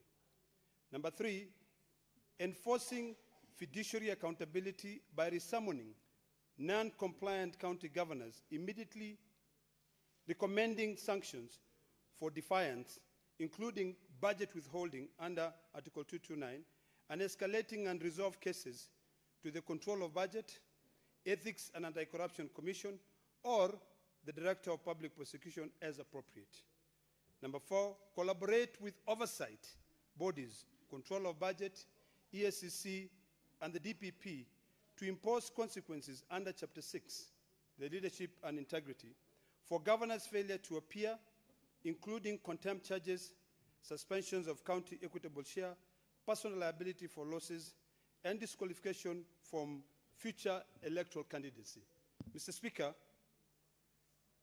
this issue where the governors have collectively boycotted the Senate, oversight is a bizarre assault on accountability. Mr. Speaker, all of us are brought here by the citizens of Kenya. Kenyans expect us to be able to report back to them on the issues of accountability. What we have been witnessing, Mr. Speaker, sir, is arrogance and total misunderstanding and misinterpretation of the Constitution and also laws that governs devolution. All of us here, Mr. Speaker, come here on a daily basis to be able to pass legislations that affect counties. Mr. Speaker, sir, a few minutes ago, we requested the majority leader to hold the business of sending money to counties so that we can be able to, first of all, put a check mark on the issues of accountability. Every distinguished senator who has spoken here has spoken about arrogance. Mr. Speaker, these are young men and women who, before they became governors, were living in apartments. Some of them had small little huts that they called their homes. But today, Mr. Speaker, they live in manicured mansions. They drive $200,000 or $300,000 cars, mismanaging money. They traverse the entire country with helicopters. But when they are called to account for the money, they cannot. Mr. Speaker, this Senate only has this opportunity. And this is the time, Mr. Speaker, that I want each one of us here to be able to remember the powers that the citizens of Kenya donated to them to be able to ensure fiduciary responsibility. When you look at the citizens of Nairobi as an example, Mr. Speaker, there are over 800,000 who sent the distinguished senator of Nairobi, Edwin Watenya Sifuna, here to represent their interests. When you look at the citizens of Narok, there are over 1.5 million who sent me here to be able to represent their interest. Nairobi, there are over 4 million, but those who elected the distinguished senator were about 800. What do we go tell these people when the one person who has been tasked with the fiduciary responsibility failed to come to account for that money? You know, Mr. Speaker, this issue of governance, forgetting that leadership is a sacred trust which has been bestowed by the people, is something that we must remind them on a daily basis. And this is the occasion for each one of us here to be able to take their public audit records, they look at their Auditor General records in the executive, look at the special funds account to see how money is being utilized in the counties. It is very sad, Mr. Speaker, that governors are traversing this great country called Kenya with helicopters. Yet our people cannot be able to get their goods from the market, from their farms to the market. And the governors do not even know that those roads are dilapidated. So, Mr. Speaker, this is an opportunity. And I want to speak to my colleagues that today, it doesn't matter whether we spend the night here, we burn the midnight oil, we must resolve to demand accountability from these, I don't even know whether to call them honorable anymore, 47 governors who has been tasked with a fiduciary responsibility. Mr. Speaker, one of my biggest pet peeves is that most of those governors do not even understand the Public Finance Management Act.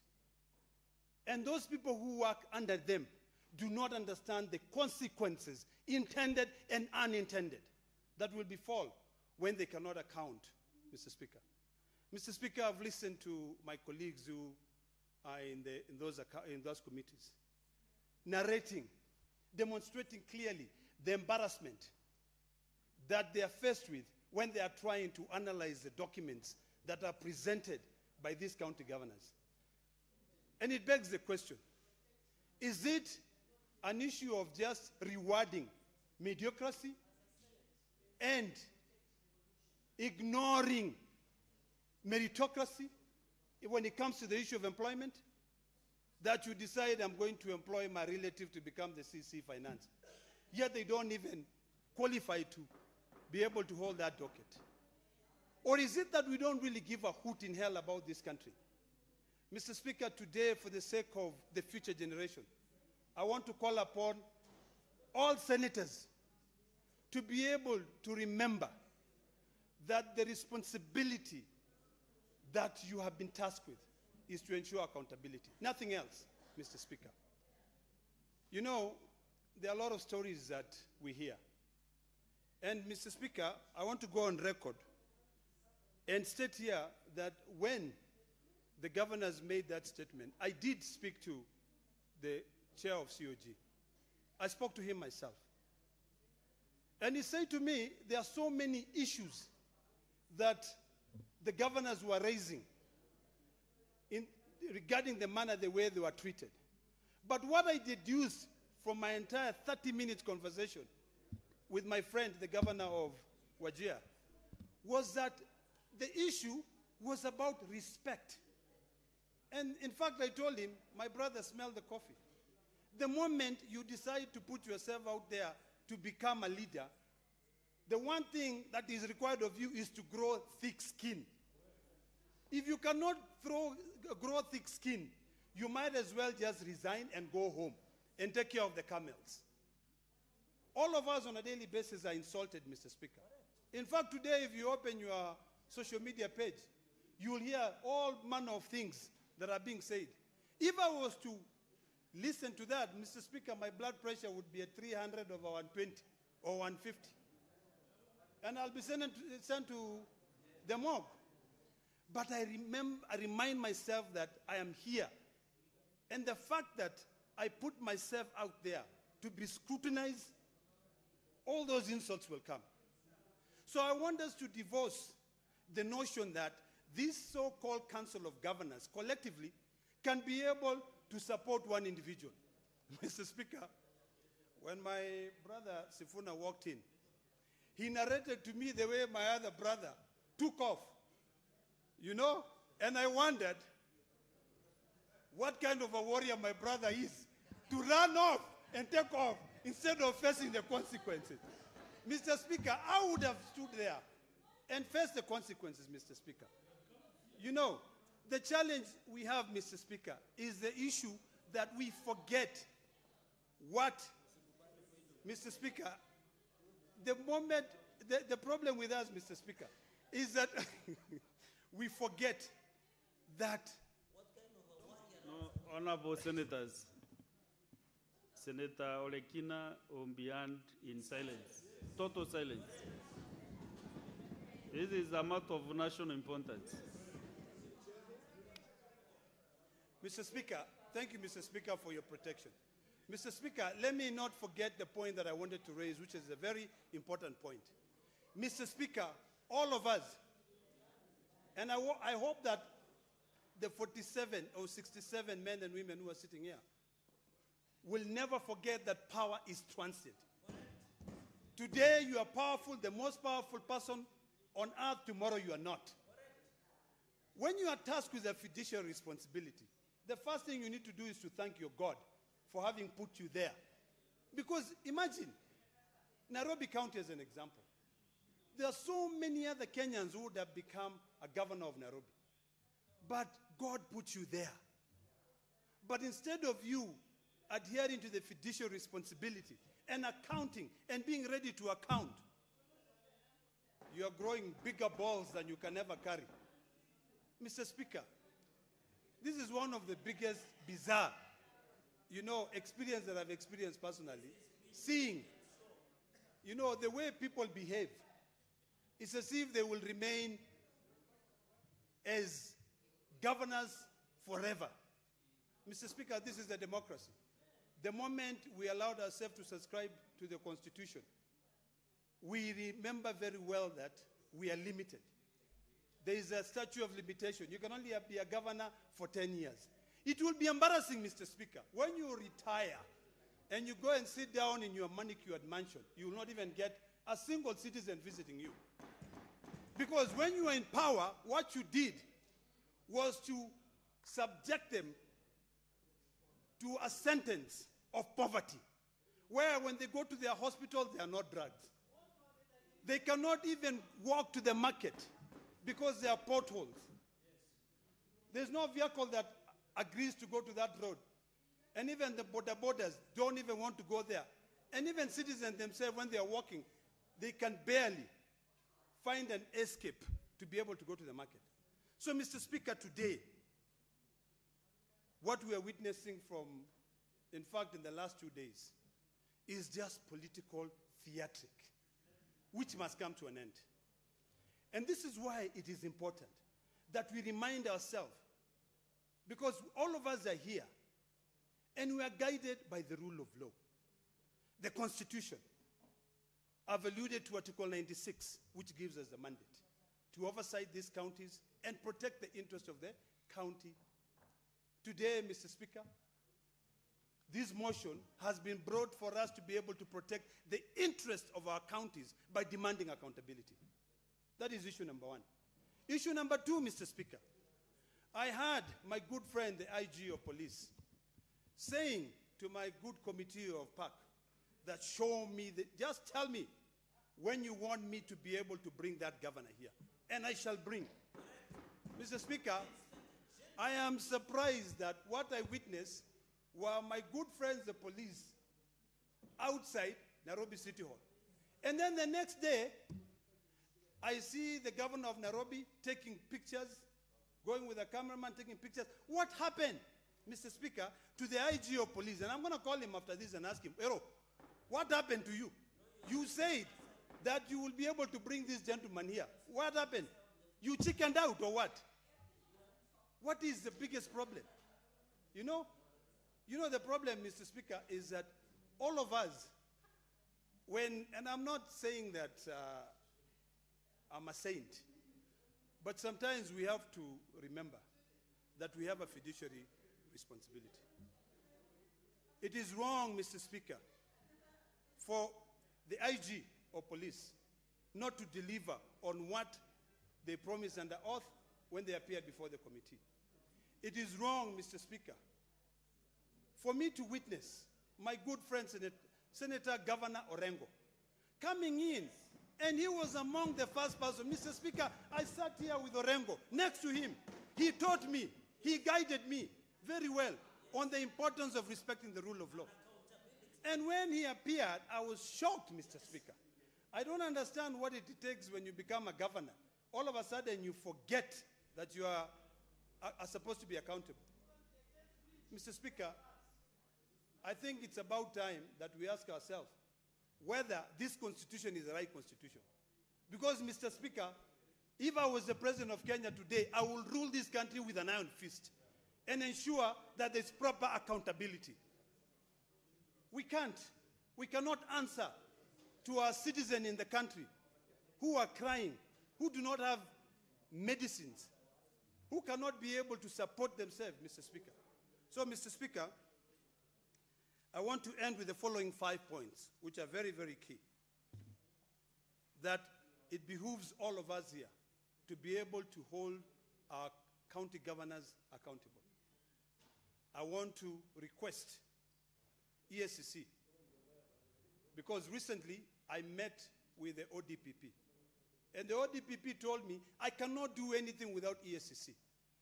Either we agree to collapse these two entities and make them one because of the issue of prosecutory powers, or define, when it comes to the issue of accountability, give ESCC prosecutory powers.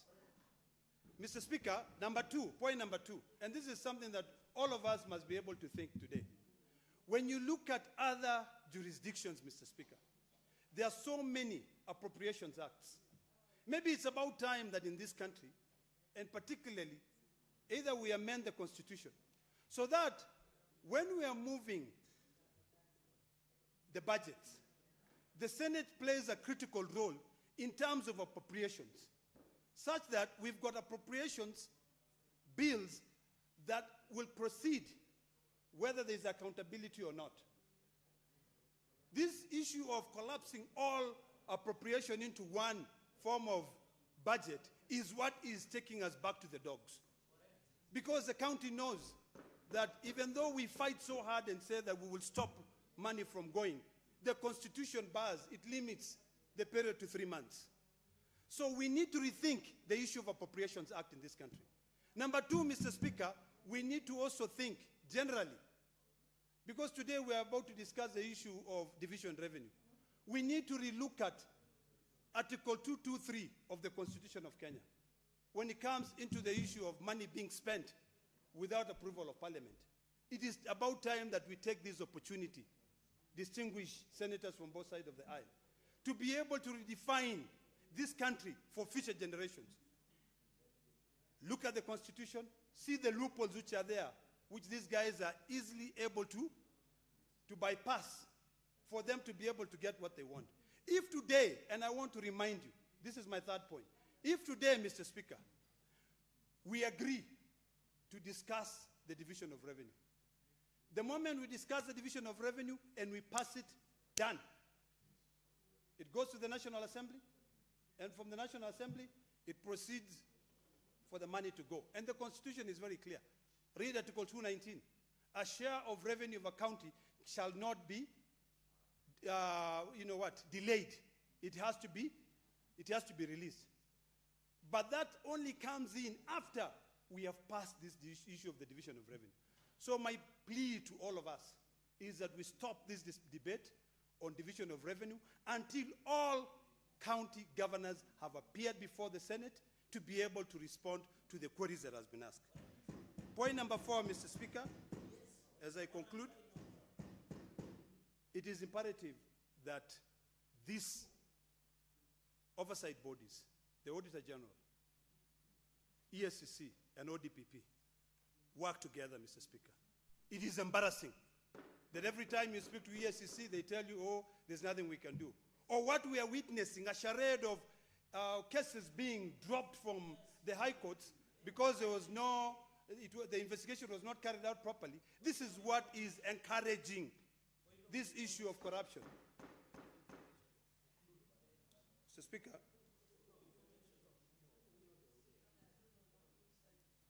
Speaker, in conclusion, this House must send an unmistakable message that accountability is non-negotiable. The Senate powers of the past must be exercised, and this is the opportunity that we have.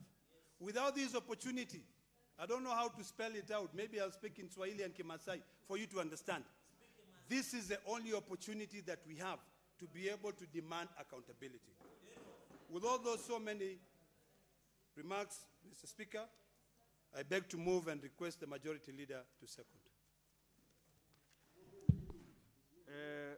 Before the Majority Leader seconds, I want to make this communication of the visiting members of Maendeleo ya Wanawake from the constituency in Homa Bay County. Honorable Senators, I would like to acknowledge the presence in the Speaker's gallery this afternoon of a visiting delegation of members of Maendeleo ya Wanawake from the constituency in Homa Bay County. The delegation is in the Senate on a courtesy call to Senator Beatrice Ogora MP. Honorable Senators, in our short tradition of receiving and welcoming visitors to Parliament, I extend a warm welcome to the delegation, and on behalf of the Senate and on my own behalf, wish them a fruitful visit. Thank you. Senator Beatrice Ogora, in 1 minute, kindly welcome the visitors so that we can proceed to the seconding of the motion.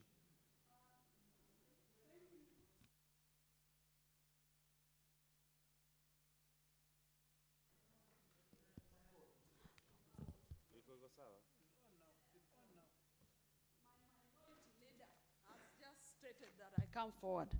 Thank you, Honorable Speaker, for giving the great women of Ndewa constituency of Homa Bay County the opportunity to come to the Speaker's gallery. Honorable Speaker, the illustrious women that are here this afternoon are women of this country who believe in this country going forward. And Honorable Speaker, these are women who believe in the leadership of even this House, and that is why they have been patient here. I want to recognize that these are great leaders from my constituency, led by Councillor Dorcas Matunga, who was the chair of the County Council of Homa Bay then, before the coming of the counties. We have Councillor Dorcas Atito, we have Councillor Caroline Oguta, we have the chairperson Grace Awidi, Roslyn Ogada, Doris Obondo, Margaret Odongi, Siprosa Apopo, Millicent Anyango, Helida Otieno, and Rusula Odida. Honorable Speaker, these are women who come from all the 7 wards of my constituency. And I have a lot of relation with them, Honorable Speaker. Honorable Speaker, my late father taught me something that was very wise, that has kept me in this country going. That we must be humble at the mountaintop, that we must be strong at the valleys. In between, you have to have faith. And Honorable Speaker, the women you see today are women we have walked with in the valley, strong together. And so I celebrate them and I welcome them to the Senate. And I still believe in you, and I'm one of you, and I'm proud of you, and the Speaker equally is proud of you. Honorable Speaker, if you allow, I want also to welcome them and give a welcoming remark from my senator, Senator Moses Otieno Kajwang, who equally believes in you, and I know you believe in him. And together with Senator Moses Otieno Kajwang, and the party leader, who is a member of this House, a man who believes in power, I can assure you, the great women of Ndewa, that we are still going forward to Singapore with power. Honorable Speaker, I donate 30 seconds to Senator Eddie Okech on behalf of Senator Moses Kajwang. Senator Welcome them. Beatrice Ogora. Thank you and come again. Thank you, Honorable Senator Speaker. Beatrice Ogora. Only one thing that I can do as the chair is to recognize the chair of the delegation to stand up so that the Senate can recognize the chair of the delegation. You mentioned her name? Heading the delegation. Sorry, mention her name? Grace Awidi, who is the chair. That's good enough. Thank you very much, Chair. I also, the chair of this session believes in you. Gracious Rendes from your constituency. And I was in Diwa some years back when the daughter to Senator Kiraitu was married in Diwa. Also the member of parliament for South Immentwe represented as the Senate, as the member of parliament. Also the daughter is married in Diwa constituency. So Diwa are my in-laws, so I didn't recognize them. They know in person, so I don't want to dilute my recognition to them with the Senator Okech. So that is good enough. So let me get the majority leader to second the motion. Mr. Speaker, I didn't know the people of Diwa are your in-laws. You know, Senator Eddie has been trying to catch your attention. So I was wondering whether, if there is in-laws, Mr. Speaker, then we can allow him to talk. But, Mr. Speaker, then how can we allow a bachelor to address distinguished...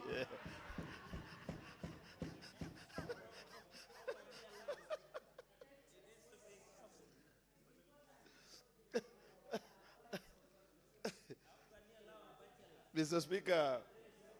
Proceed and second the motion. Thank you, Mr. Speaker. This motion has generated a lot of interest, so therefore it has really saved time. Mr. Speaker, this is a very important motion brought by my colleague, Senator Ledama, which every senator that minds the affairs of this House and values devolution should take time to speak to, but not just speak to, reflect about it and what it means for this House. Mr. Speaker, we must first begin by asking the question, how did we find ourselves here? We found ourselves here, Mr. Speaker, and I'll repeat for the 18th time, because governors went on a whirlwind trip in Kilifi, and while they were enjoying whatever they were enjoying, incited themselves and said that there is a committee of the Senate that is not treating us with the dignity that we deserve. We feel they're unkind to us, and so many other things that they have mentioned. And they came with the silliest ideas that has ever left the minds of Council of Governors, that they shall not appear before the County Public Accounts Committee. And since that particular day, things have not been okay, Mr. Speaker. I read it for what it is since that particular day, Mr. Speaker, that this is a direct attack to the very heart and soul of the Senate. And as leader of majority, Mr. Speaker, I have been fairly consistent on this matter, perhaps more than anything else, Mr. Speaker, that this is not something that we can even countenance, Mr. Speaker. Because, unfortunately, for some of us, for the little years that we have lived on this earth, the only institution that we've had the very rare opportunity to infuse our thoughts and share in the philosophy of what it will become in years to come by, it is this House of the Senate, Mr. Speaker. And some of us are not in a hurry to leave this House, so long as the people continue to have the trust and the will to allow us to come into this House, Mr. Speaker. Therefore, we must guard this institution by everything that we believe in. Mr. Speaker, when the Council of Governors raised the issues that they raised, we responded like diligent citizens are expected to do.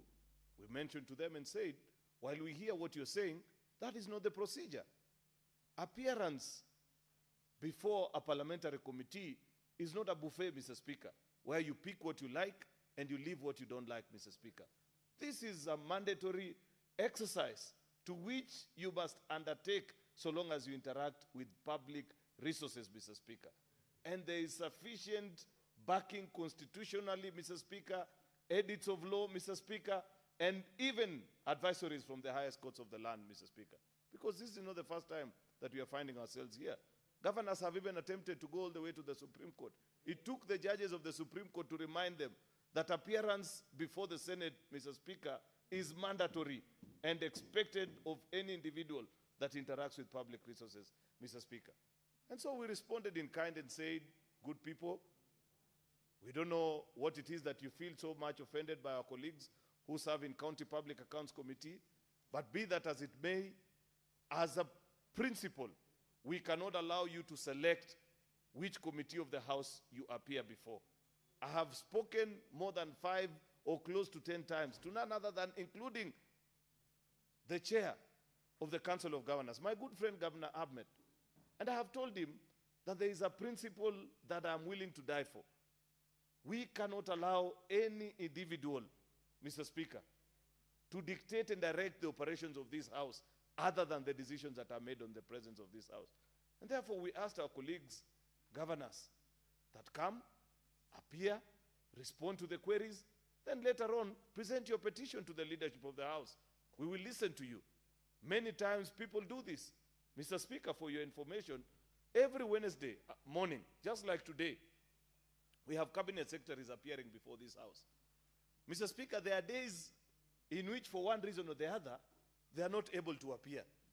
And they send in letters. Sometimes even those documents come in fairly late. But because we are leaders and we understand the demands of the high office that many of them hold, Mr. Speaker, we grant them the latitude. Therefore, we are not an obstinate institution. Nobody can accuse us, Mr. Speaker, that we are unreasonable in this exercise. We told our colleagues, appear, then we will have this conversation. Unfortunately, Mr. Speaker, some of them cheekily saw a silver lining and an opportunity for them. And I suspect, dear colleagues, that the 29 governors who chose not to appear are actually the originators of this silly idea of non-appearance, Mr. Speaker. And the reason why they came up with that idea is because the Auditor General did a fantastic job in the audit process of 2024-2025, insofar as exposing all the risks, exposing all the messes that are in our county governments, Mr. Speaker.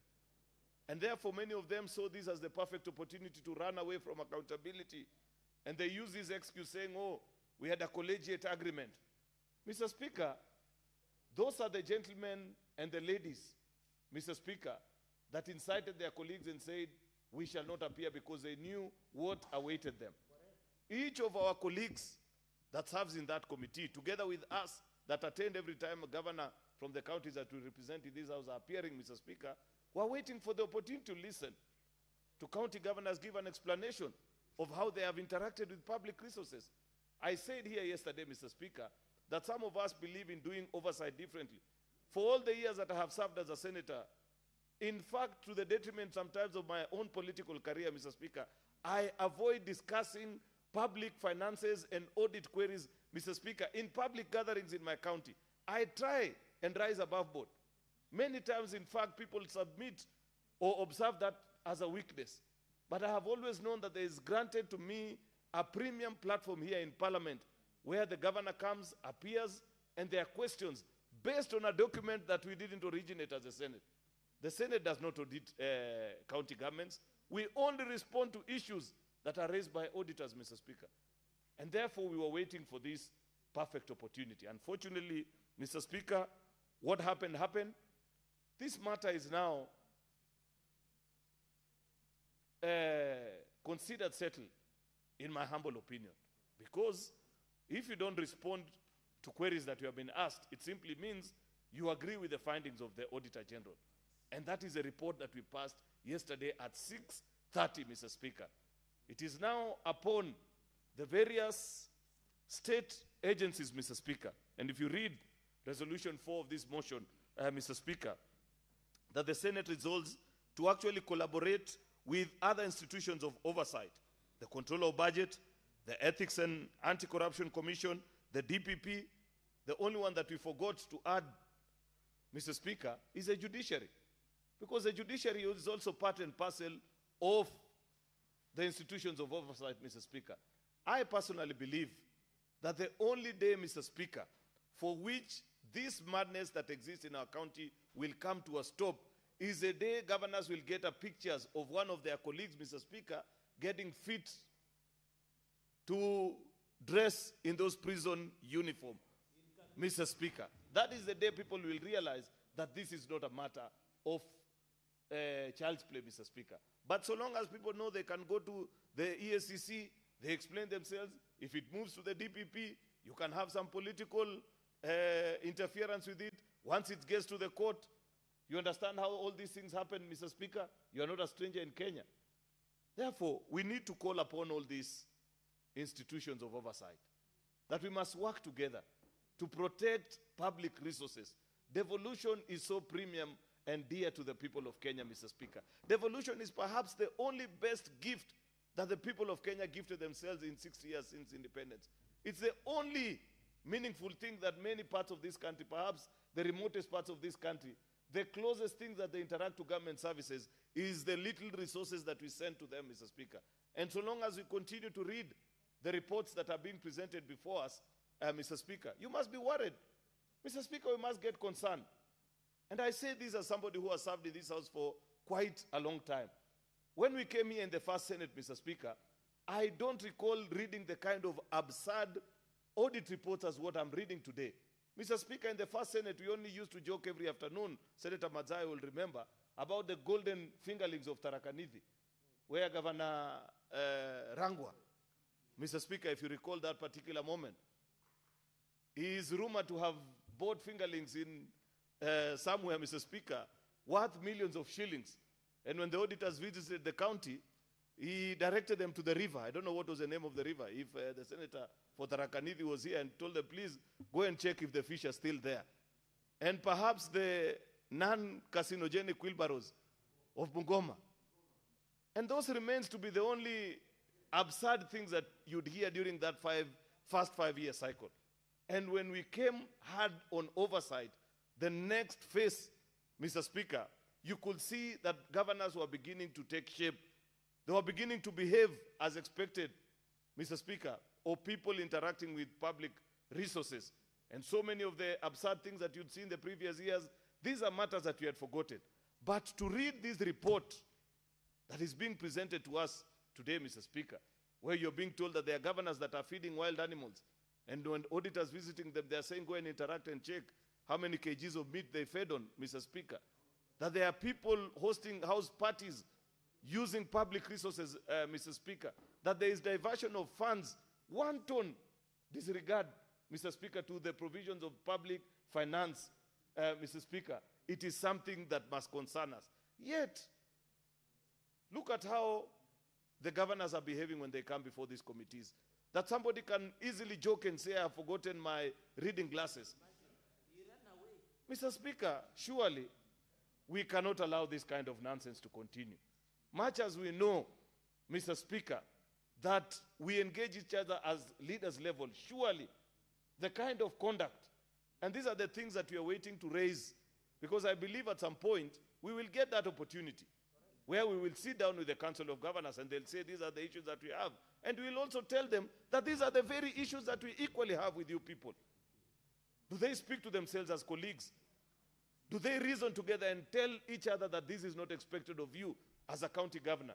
In the things that when you come before the Senate, you must prepare well. You must at least know a few basic issues. I have seen governors, Mr. Speaker, who the only response that they give to their Committee of Public Accounts Committee is to turn in the chair and say, oh, ask that one, ask this one, ask the other one. Completely clueless, Mr. Speaker, on the operations in their own county. They cannot even explain, Mr. Speaker, very basic issues. Yet, they want to point fingers at Public Accounts Committee and say, oh, this and that has been done, Mr. Speaker. Therefore, that meeting we are looking forward to. And our colleagues in leadership, the governor should not imagine for any minute that the Senate is not interested in listening to their concerns. We equally have questions that we want to ask you. Even just at the very least, leader-to-leader level, to find out from you whether you are not equally concerned the way the rest of the country is. Therefore, Mr. Speaker, because I know so many of our colleagues want to say something on this matter, and I can see time is far much spent, I wouldn't wish to take a lot of time. I'd wish to agree with the findings of this motion, particularly on resolution number 4, on collaborating with the agencies of oversight to follow through with what we passed yesterday in the afternoon, Mr. Speaker, so that should it ever appear in the mind of any governor in future to choose not to appear before Senate, they will think twice about it, Mr. Speaker. This should serve as a lesson to the 29 governors, Mr. Speaker. You know, and we are just talking about 29 governors. I wish I had the list, Mr. Speaker, because up to now, I feel the citizens of this country are yet to appreciate. Who are these people that we are talking about, Mr. Speaker? We must laud the 16 governors who found time to appear, even with all the challenges in the county. At least they submitted themselves to the authority of parliament and said, I know this happened, but I value this. But to the 29 fugitives, Mr. Speaker, the day of reckoning must surely come. With those many remarks, Mr. Speaker, I beg to second. Honourable Senator Ososi. It's okay. No, freeze. You know you are a seasoned legislator. You don't need to run up and down to sit down. Honourable Senators, I propose the question that aware that Article 96(1) and 3 of the Constitution mandates the Senate to represent the counties, protect their interests, and oversee national revenue allocated to county governments, and that Article 229, Subarticle 8, and the Public Audit Act require Parliament to debate audit reports and act within 3 months.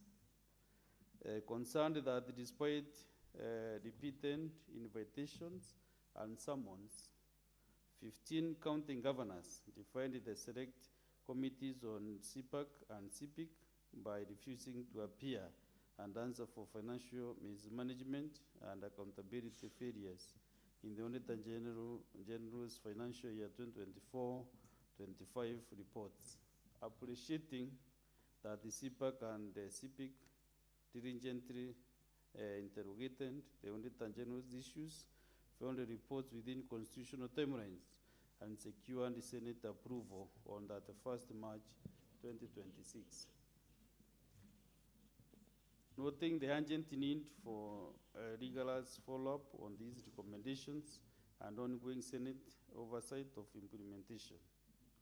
Now, therefore, notwithstanding Standing Order 2025, the Senate approves that the select committees of CPAC and CPIC immediately 1. Track implementation of the Senate-approved implementations and recommendations and the table monthly progress reports detailing compliance status. 2.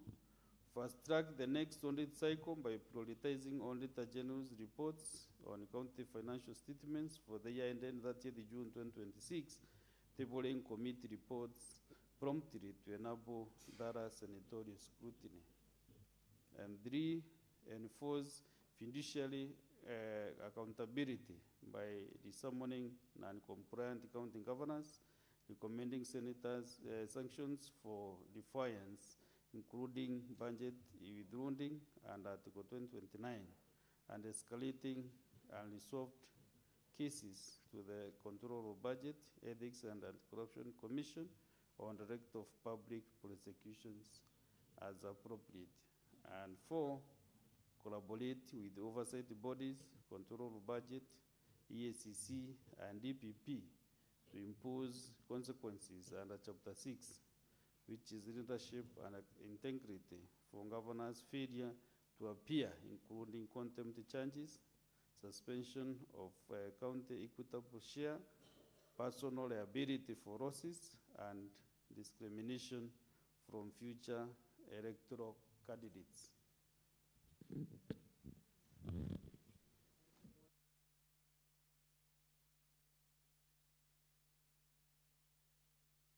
Out of order, the chair, or who is out of order?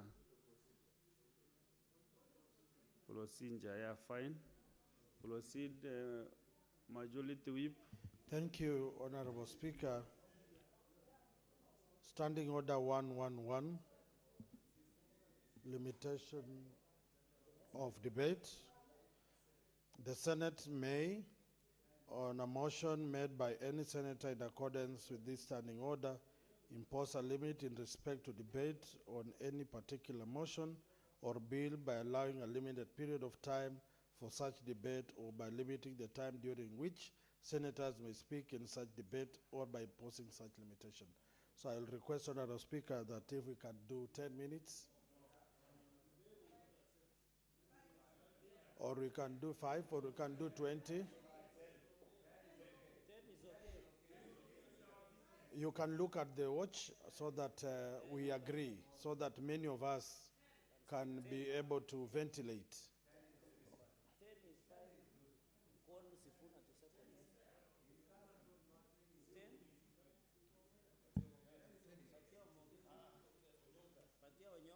Senator Onyonka, I request that you do second.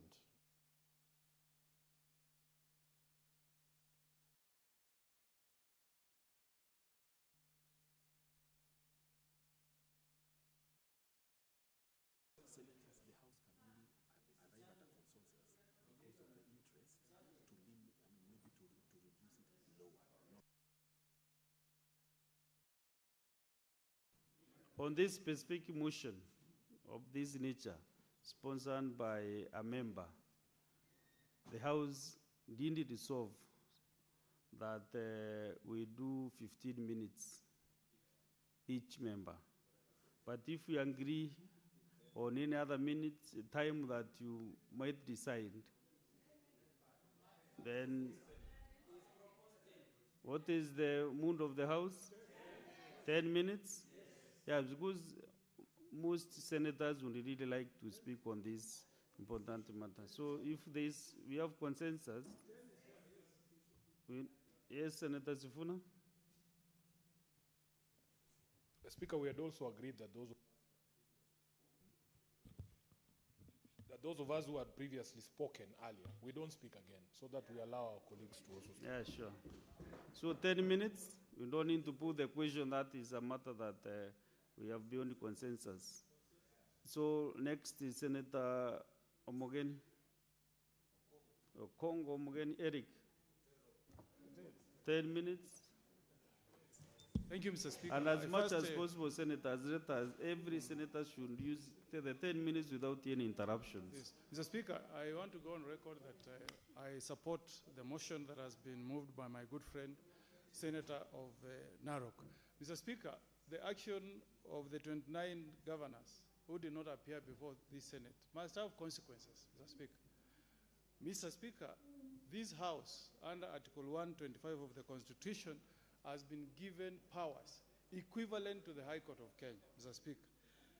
Mr. Speaker, when you go to the High Court of Kenya, the technical team can just give us a better sound. Okay, Mr. Speaker, if you are taken to the High Court of Kenya and accusations are made against you, Mr. Speaker, and you are given an opportunity to defend yourself, if you don't defend yourself, Mr. Speaker, it means that you accept all the accusations that have been leveled against you. Mr. Speaker, see.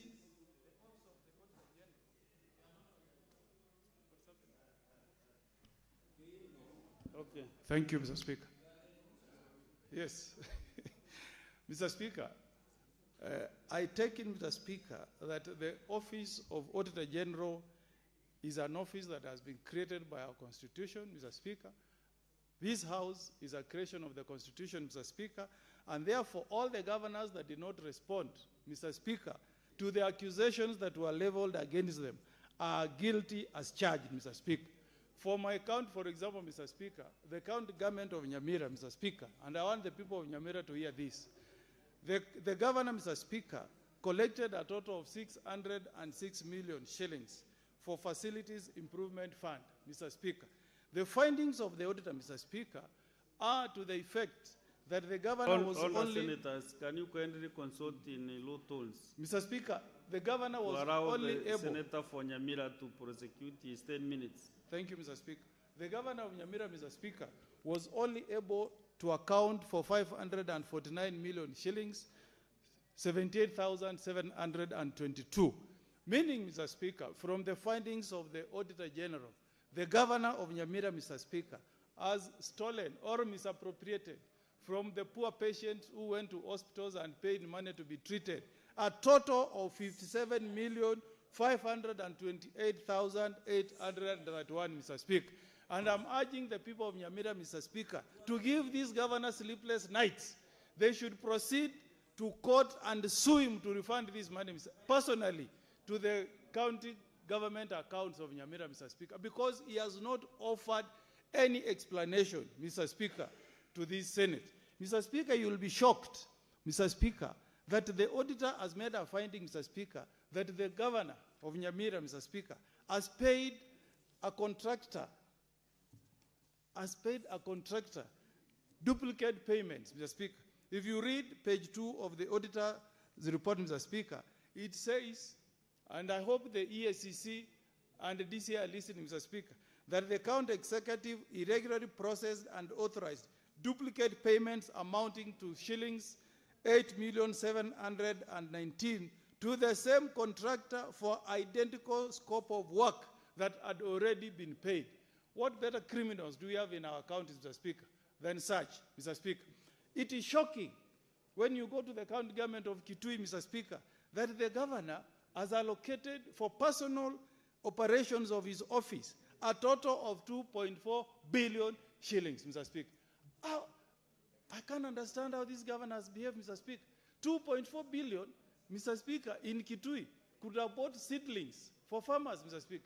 People of Kitui, Mr. Speaker, the governor could have even chosen to buy chicken or goats and give the people of Kitui, Mr. Speaker. I was waiting for the governor of Nyamira, Mr. Speaker, to appear before us and to tell us how he transported 33 bodies to a morgue in Kericho, Mr. Speaker. And then when he was asked, Mr. Speaker, he tells the country that I only loaded 13 bodies. Then he says that he cannot understand how 20 others boarded. Since when did dead bodies start boarding a vehicle to take themselves to Kericho? Did you listen, Senator of Kericho? He said he can't understand how 20 bodies boarded a vehicle and ended up in Kericho, in a cemetery in Kericho, Mr. Speaker. Instead of coming to tell us, Mr. Speaker, what steps he's taking as governor of Nyamira, Mr. Speaker, to ensure that we have a cemetery. Instead, it does not even appear before this House, Mr. Speaker, to tell us why is he shaming and embarrassing the people of the county of Nyamira, Mr. Speaker. Those are the things we could have wanted to hear from these governors, Mr. Speaker. Look at the case of Nyamira, Mr. Speaker.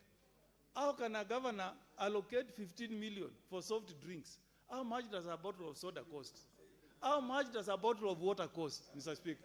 How many bottles or liters of Fanta or Coca-Cola or Sprite has this governor consumed in one financial year? To tell us that you have spent 15 million shillings when hospitals, Mr. Speaker, in Nyamira have no medicine, Mr. Speaker. Then the auditor is telling us, Mr. Speaker, that the governor of Nyamira has spent 2 million shillings to buy tires, 4 tires for his vehicle. Mr. Speaker, since when did one tire cost 500,000 shillings? Where is that? Where is that, Mr. Speaker? Mr. Speaker, and as he's doing this, Mr. Speaker, hospitals in Nyamira, Mr. Speaker, have not been completed and there is no medicine, Mr. Speaker. You read the auditor's report, and I'm not doing politics here. I'm just following what is in the auditor's report, Mr. Speaker.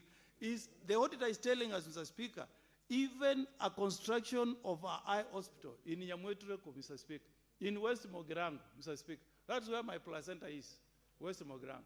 Mr. Speaker, that hospital has remained incomplete, Mr. Speaker, despite the governor having paid 15 million shillings for construction of that hospital. Listen to this, Mr. Speaker. 32 million shillings were set aside to supply water to households in Nyamira. What did the governor do? Instead, Mr. Speaker, the governor decided to pay this money to certain individuals. Wilson Nyaboga Nyangau was paid 244,000 shillings to do feasibility study, Mr. Speaker. Another one, Vincent Kipsang Cheruyot, I don't know whether this one hails from Senator Cheruyot's count, was paid 279,500, Mr. Speaker, to facilitate training. Which training? Mr. Speaker, if you read the document from the auditor, all that money, not even a coin was used to supply water to any household. It was used, Mr. Speaker, instead for feasibility studies, facilitation of workshops. It is, what a shame to this governor, Mr. Speaker. When he appeared before the Senate, Mr. Speaker, for the first time, the only question he was asking, Mr. Speaker, Senator Sifuna just raised a statement and said, Governor, tell us, why did you pay this person called Daniel Nyakundi 860 shillings? He said, Chairman, I've become sick. Before senators in the committee, he said, I've become sick. Since when, Mr. Speaker, if you are a sick person, do you come before senators to tell them you are sick or you should have gone to hospital, Mr. Speaker? This is just a way of evading accountability, Mr. Speaker. And I'm demanding, Mr. Speaker, next time these governors appear before us, it should be before a committee of the whole. Finally, in conclusion, Mr. Speaker, Senator, Majority Leader, we should benchmark from what happens in Australia. Parliamentary Privileges Act that was enacted by the Parliament of Australia in 1987 has given the House powers to detain any witness or any person who appears before the House for a period of 6 months, Mr. Speaker. What happened this afternoon, Mr. Speaker? Instead of the Speaker sending the Sergeant at Arms to arrest the governor for Samburu, he should just have decreed that I've ordered that you be locked up for the next 1 week, Mr. Speaker. So we must move with speed and amend the Parliamentary Privileges Act, Mr. Speaker, to put that power the way the Australian government has done. They did it in 1987 because of an experience they went through. We must also move with speed, Mr. Speaker, and do it. And finally, Mr. Speaker, anybody who is a former member of this House who shows contempt to this House, Mr. Speaker, should not have the privilege of walking to this House as and when they wish and do what Governor of Samburu attempted to do. Mr. Speaker, we should reserve the power to say, if you are in contempt of this House, Mr. Speaker, there are certain privileges you will not enjoy. I support, Mr. Speaker. Thank you. Very well, very well. Next is Senator Chalagay Samson.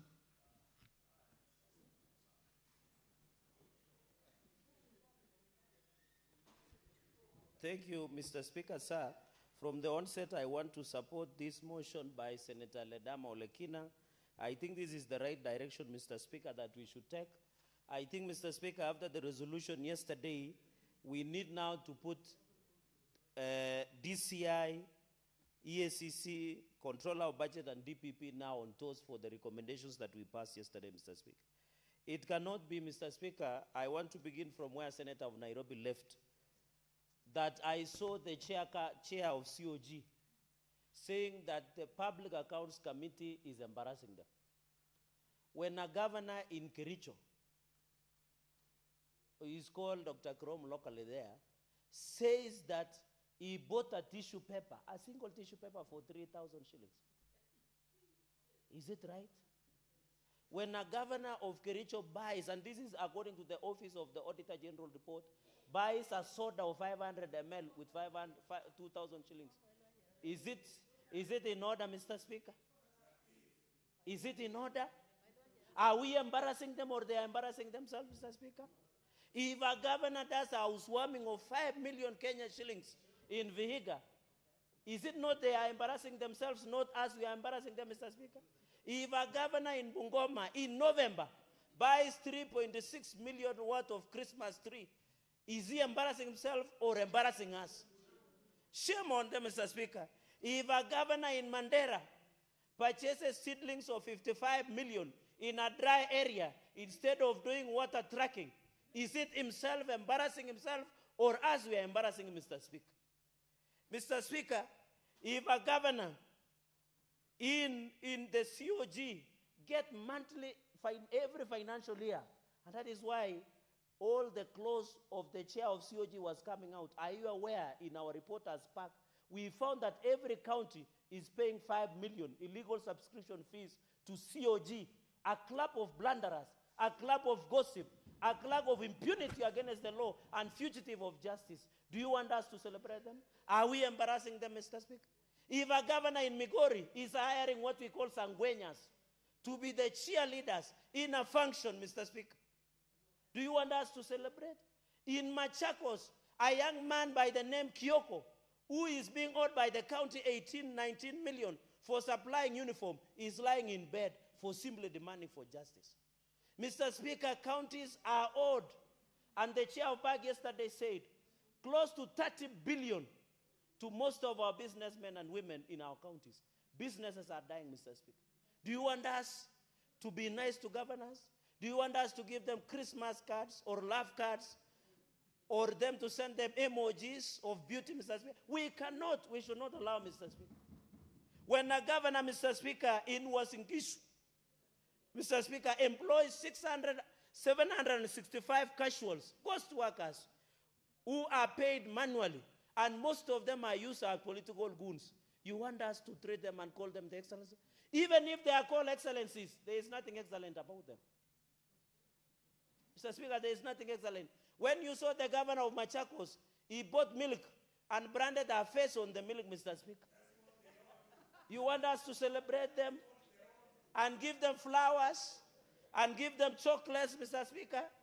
When the governor of Siaya, who used to pride himself as the working constitution, violates Article 10 on national values and principles of good governance, Article 172 on objects of devolution, Chapter 13 on principles of public finance, Mr. Speaker, and Chapter 6 on leadership and integrity, and comes and say, I will not speak before the committee. I don't want to be held accountable because some illegal outfit called COG has said they will not appear before the Senate.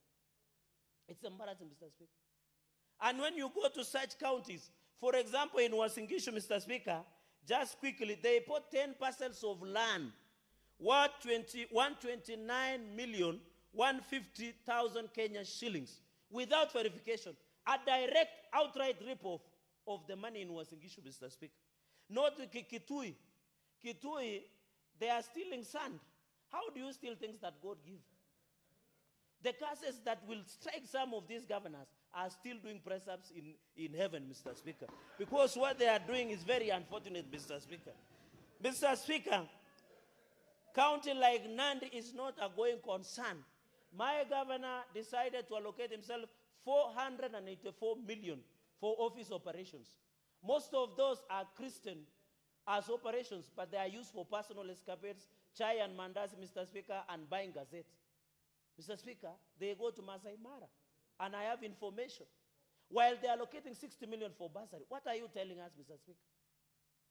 Mr. Speaker, we must call it, and I hope the country is watching. I hope EACC, the ODPP, Mr. Speaker. I think, Mr. Speaker, even, for example, I visited Chepterwai on 28 February.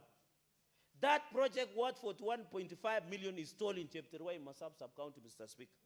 Mr. Speaker, my governor decided to leave official vehicles and use car hire services of 41 million in that financial year.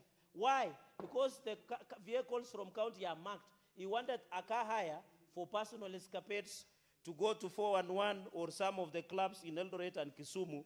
And I'm told if you are a girl and you are dating some of these governors, you will live large like you have never done. Mr. Speaker, Homa Bay, in conclusion, Mr. Speaker, Homa Bay, even young boys, I'm told, the Bentons, also, even Homa Bay, Mr. Speaker, they were to construct a county headquarters worth 500 million. But corruption and public rip-off of county pension scheme, they constructed a county headquarters worth more than 800 million. What are you telling us? Well, I celebrate Mama Gladys Wanga for being a good supporter of broad-based. That is not justification to steal from the public. They can never hide. And I know where they are going to hide, Mr. Speaker. Even Abdul Samad, Mr. Speaker. Even Garissa, Mr. Speaker, where 731 million was paid to ghost workers, Mr. Speaker. And I want to ask my beloved president, should these people be spotted at the gate of State House?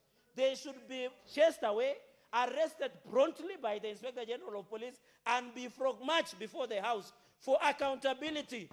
They have tendencies on El Chapo Guzman. You remember the story of El Chapo Guzman, Mr. Speaker? He ran away. But it was finally caught up, Mr. Speaker. I want to say, as protectors of devolution, Mr. Speaker, that we must agree as a country. Look at Elgeyo Marakwet County. They purchased semen worth 273 million bioassets. Why would you purchase semen that is free available when the cow and the bull is on it? Why are you buying semen, Mr. Speaker? 273 million, Mr. Speaker, that the governor purchased. And when I heard the projects are stalled, Mr. Speaker, this must be brought, Mr. Speaker, before the House so that we can be held accountable. Of course, the Wajir is no longer a going concern. If there is a chair of COG that is the worst since the beginning of the revolution, is the governor of Wajir, Hamed Abdullahi. Hamed Abdullahi. Mr. Speaker, I met him, and I want to confess, I asked him a question, and it is of tremendous respect. I asked him, it is not halal to eat pork, but is it halal to steal from the public? He did not answer me.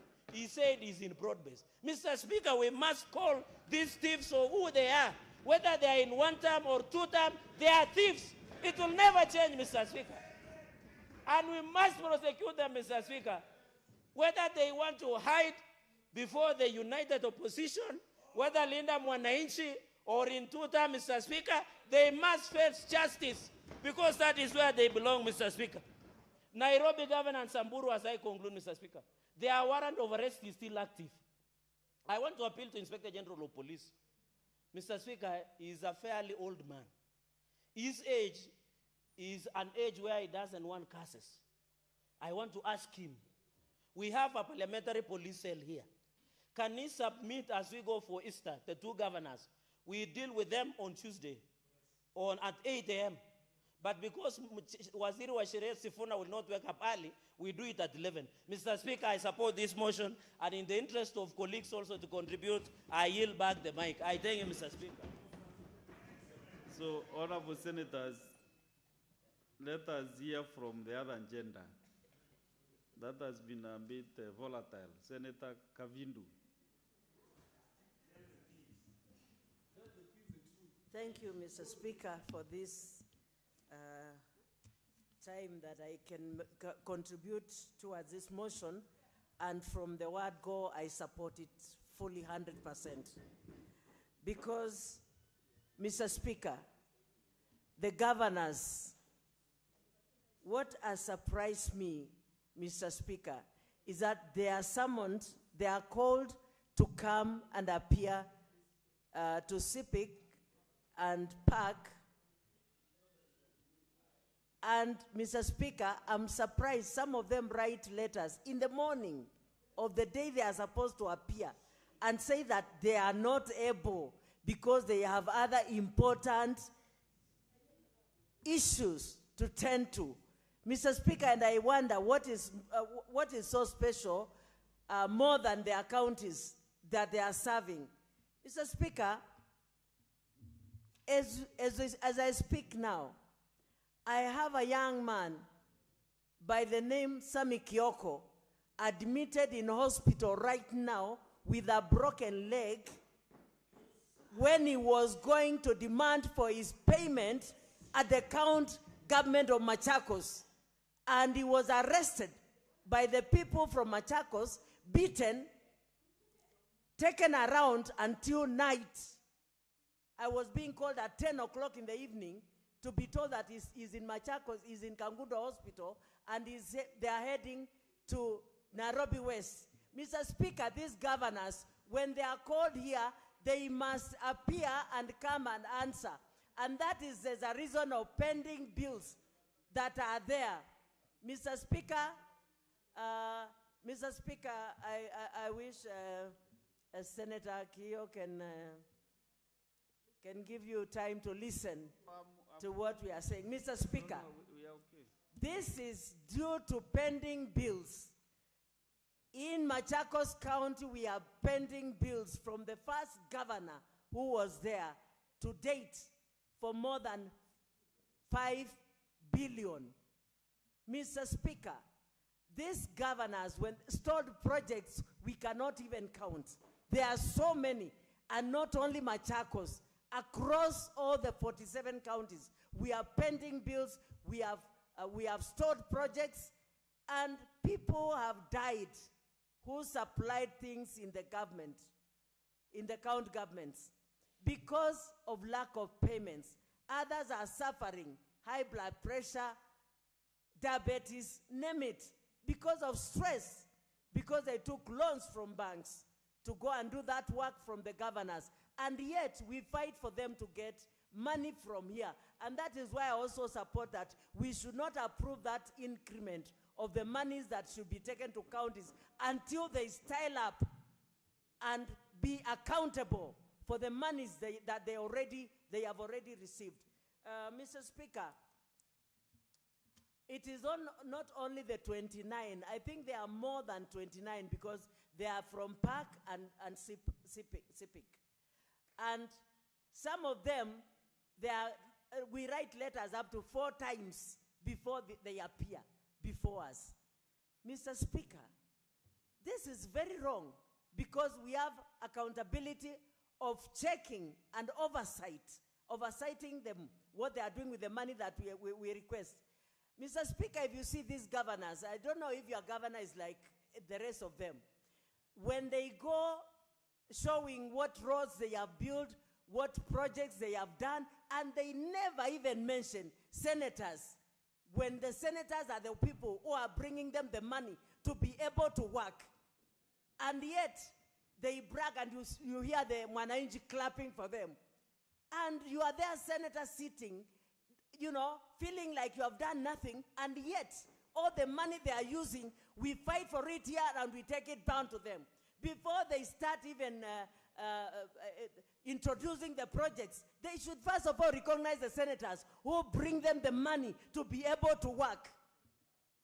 Mr. Speaker, these governors must learn how to behave and how to deal with this Senate and even with the senators down at the ground. We look like we have done nothing, and yet the monies that they are bragging that they've done this project, they've done that project, it is us who fight for it here. And Mr. Speaker, I get so mad that when my time comes and I stand, I must tell the people the money that the governor has done the projects. When you see a project that has been done, know that your senator has done work and has done what you have called them to do. Mr. Speaker, we love devolution, and we will continue defending devolution. But before we do anything now to increase amounts of money to the governors, they must account for the monies that they have received already. And ESCC must take their position and get the governors who did not appear to us, because the queries from the Auditor General, then they've agreed and accepted that it is the true record of what is there on the ground. So, Mr. Speaker, I plead with the governors to pay pending bills and even to be able to finish the stored projects, because that is taxpayers of Mwananchi that is lying there doing nothing. And I also plead with my governor to pay Sami Kioko the dues that is supplied for the clothes that is supplied at the county. Thank you, Mr. Speaker. Very well. Senator Maina Veronica.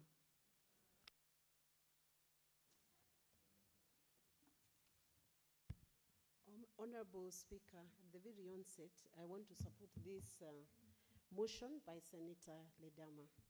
Indeed, Honorable Speaker, I want to single out one of the asks that Senator Ledama has brought forth, and that is item number 4, that we must collaborate with the oversight bodies, controller of budget, EACC, and DPP to impose consequences under Chapter 6 of Leadership and Integrity, and the governor's failure to appear before the CIPIC committee, Honorable Speaker, is the highest breach of our Constitution. The governors have a constitutional duty, and public trust has been bestowed upon them under Chapter 6 of the Constitution. So when they fail to observe what they are required to observe in the course of the audit cycle, which requires them to appear before the committees in Senate to account for the resources, the devolved resources to the counties, they have broken that cycle, the audit cycle, and what should automatically follow, Honorable Speaker, is that they should actually be held guilty, just like one of the senators indicated here. Because if you do not want to appear before a committee to account for devolved resources, what does that mean about you? Are you a thief? What is it that you're hiding? Why can't you come and answer queries that have arisen from audit documents? Honorable Speaker, nothing is as easy as EACC to take action against those governors and hold them accountable for those funds they have not explained to the public. And I want to request, first of all, the county assemblies to take note of the 29 governors. I mean, I am even asking myself, is it possible that in a country where there is a constitution, in a country where there is a functional parliament, that a governor chooses not to appear? Is it optional? Do they even understand the mandate? I want to ask the county assemblies to take that list of shame of all the governors who failed to appear, because it is contemptuous to the voter, it's contemptuous to Parliament, it's contemptuous to the people of Kenya, that you have received resources in billions, Honorable Speaker, and people are not blind to the fact that we have seen apartments mushrooming in estates allegedly owned, and developers being the governors themselves, Honorable Speaker. That somebody does not want to account for the resources devolved to a county, and they are the ones in charge of those resources, Honorable Speaker, cannot appear before Senate. This can only maybe possibly happen in the Republic of Kenya. Nowhere else in the whole world. It has never been heard that you are summoned by Parliament and you opt and even actually come into Parliament and hold a press conference where we have no right ourselves as members of Parliament to hold a press conference, Honorable Speaker. I want to say this. If that governor who was holding a press conference today, if no action is taken from the Speaker's seat, we need to ask ourselves whether we are exercising our mandate under Article 96. The first function of Senate is oversight over the counties. Oversight over the counties. Is it possible that Kenyans struggled so much, sweat so much, to enact a constitution which devolved power from a central government, put it back to the people, and then somebody subjugates that power and chooses to run it the way they feel like, as though it's their mother's kitchen or their wife's backyard? That is out of order, Honorable Speaker. Indeed. Honorable Senators, I know this matter is very emotive, especially failure to appear before the CPAC. But let us at least be fair to... Honorable Speaker, it's not a light matter, and I do not want to portray it. At least we be fair to other members of their families. I know what I mean, and I mean to say exactly that, Honorable Speaker. That it's not a personal space, Honorable Speaker. Point of order, Senator Kadri.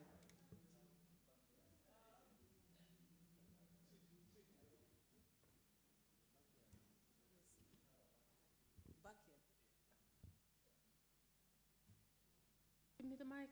You have the mic now. Honorable Speaker, I stand on a point of order on the language used by my honorable colleague. Mother's kitchen, wives, what was it? Wives' backyard. I can assure you, mothers and wives are the ones who are taking care of this country when governments are not doing their job. So it's unfair for you to even make reference to them. You might want to make a reference to the other gender, but I would want to ask that you withdraw the reference to mothers and wives, who are the people who are carrying the burden of this country as the governments sleep on the job. But no, just a minute. Just a minute, Senator Veronica Maina. Senator Catherine Muma, did the chair caution the member? You know the chair, of course, is managing the House, and I did caution the member that you should not trend on that manner. Maybe I'm the one who has prompted you also to think that. But then, since I did the question, I think it's fair enough that. No, since I did caution the member, I don't think now it is again important to do that. Proceed and conclude kindly.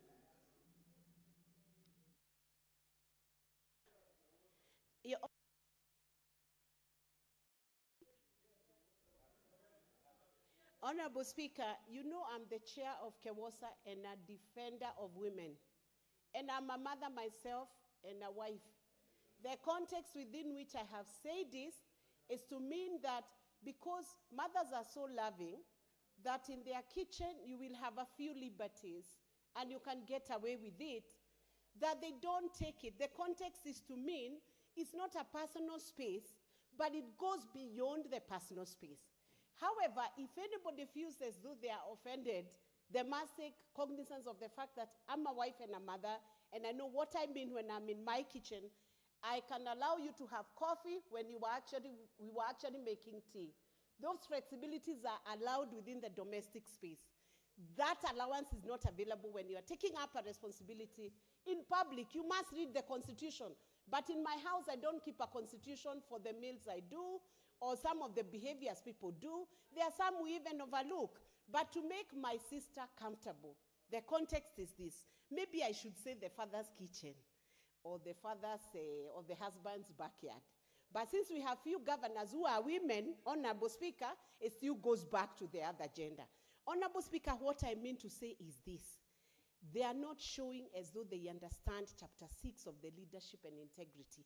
And I call upon county assemblies to impeach any governor in that list of 29 governors who have not appeared to consider impeachment proceedings. Number two, I call upon the voters to consider doing very serious interviews of any governor candidate who shows interest in taking up that position. Indeed, it's my position, Honorable Speaker, like the Dominican Republic, maybe it's time for us to consider giving governorship position to women, a lot of women, so that we can have better management of the resources sent to the county.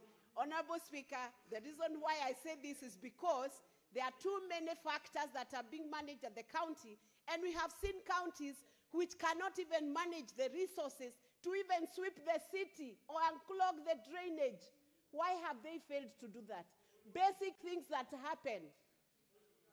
Yes, I would wish to be informed by Senator Sifuna, and I hope respectfully so. Speaker can allow you. Okay, please, if I accept to be informed. Yeah, I just wanted to inform my senior, Senator Veronica Maina, that these issues of incompetence and bad management, they know no gender, they know no political party. They cut across. I mean, that governor who moved 10 million shillings from a KIPES account to throw a bash for a border group is actually a lady governor. Yeah. So there's no gender distinction when it comes to bad manners. Honorable Speaker, I concede to that information given, especially when it is based on facts and figures. I cannot fight with it. Let every governor, whether man or woman, account for the resources that are sent to their counties. And I would urge women to behave very well when they are holding that position so that we can have a G14 or G25, moving from the G7, which was stepped down to G6, so that we can have many more women governors who can then clean up our cities and show a good example of how a city should be managed even better than the homes that they managed very effectively and very competently. Honorable Speaker, with those many remarks, I beg to support this motion and ask the governors to man up or woman up and take up the responsibility of accountability and know that the baton has been pressed by the president. Tomorrow there is a conference coming up, Honorable Speaker, and it's about transparency and accountability. The nation is moving on. It's time to account for the resources that come into our hands as leaders. Thank you, Speaker. Honorable Senators, you know Kenyans are asking themselves, who are these 29? No. Who are these 29? Who are the 13 who didn't comply? Who are these senators? You know, it depends on where you are listening from. So you should not be ashamed even to read the list. You know, the chair does not participate in debates, but this one, I'm a bit compromised on this one. Senator Ososi. Thank you, Mr. Speaker. Mr. Speaker, let me start by commending the minority whip for this very good motion and very timely. Mr. Speaker, as I support this motion, let me say that I have contacted the Secretariat to try and amend this motion so that instead of these governors appearing before the two committees, as members alluded earlier, they appear before the whole House. And I don't know, a way must be found out. I'm being told that the standing orders do not allow that. But a committee of the whole House is a committee of Parliament, is a committee of Senate. So I would, if you allow me, Mr. Speaker, we do an amendment so that they appear before us the same way they appear before us when we are conducting impeachment. We want all of them to be lined up here so that we can ask them questions one by one. That way, I think the impact will be felt wider and across than them appearing before the committee, because I'm sure if you send them to the committee, they will start bringing the same issues that they are brought, that they cannot appear before the two committees. So if they cannot appear before the two committees, let them appear before the whole House so that we see how we test their allegation that they have been bribing members of this committee. Let them come and tell us how they have been bribing members of the committee, and can they bribe the entire House, Mr. Speaker? So, Mr. Speaker, if you allow me, I want to bring that amendment so that we say that they will appear before the committee of the whole. Additionally, Mr. Speaker, I want to say that it is very boring. Senator Ososi, before I leave the chair, yes, because you have requested me to agree with you, yes, I agree with you totally. Because we spend 6 hours with the CSs, and then we don't summon any governor to appear before this House. We need to amend the standing orders. Yeah. I would convince the Speaker who chairs that committee and myself as Vice Chair, we must amend those standing orders to allow governors to appear. Even we can step down all the CSs and allow governors to be appearing before this Senate. Yes. So I think that punishment would be more effective than them appearing before the committee, because they will start playing the usual games, postponing their appearance or even rejecting to appear. So I think we need to think about that. Mr. Speaker, I was saying that it is very boring, and I want to reveal to this House, it is very boring chairing the two committees, because it looks like a ritual. Every year the same issues and nothing is being done. Same queries, nothing is being done. And Mr. Speaker, even as we say that we are going to ask them to come and tell us the implementation of our recommendation, I want to say that if you look at the report of PAC and PIC, you realize that 90% of the recommendation are to EACC. To take act, to investigate and take action. But EACC has slept on the job, Mr. Speaker. If you look at the report for last year and even the other year, no feedback from EACC. So even as we talk about governors appearing before us, let us also find a way of making EACC accountable to this House. Because it's very painful, Mr. Speaker, that governors just come, they appear before us as a ritual, they leave, we do reports, nothing is being done, and then the following year comes, and 5 years is gone. Mr. Speaker, if I may give experiences of my committee, water companies, this is a conduit for corruption and stealing. They have deliberately allowed this company not to operate efficiently. These companies are just avenues of stealing money from the county. They pump money into these companies saying, oh, they want to help them pay salaries, they want to help them pay electricity bill, and then they find a way of going to collect that money again.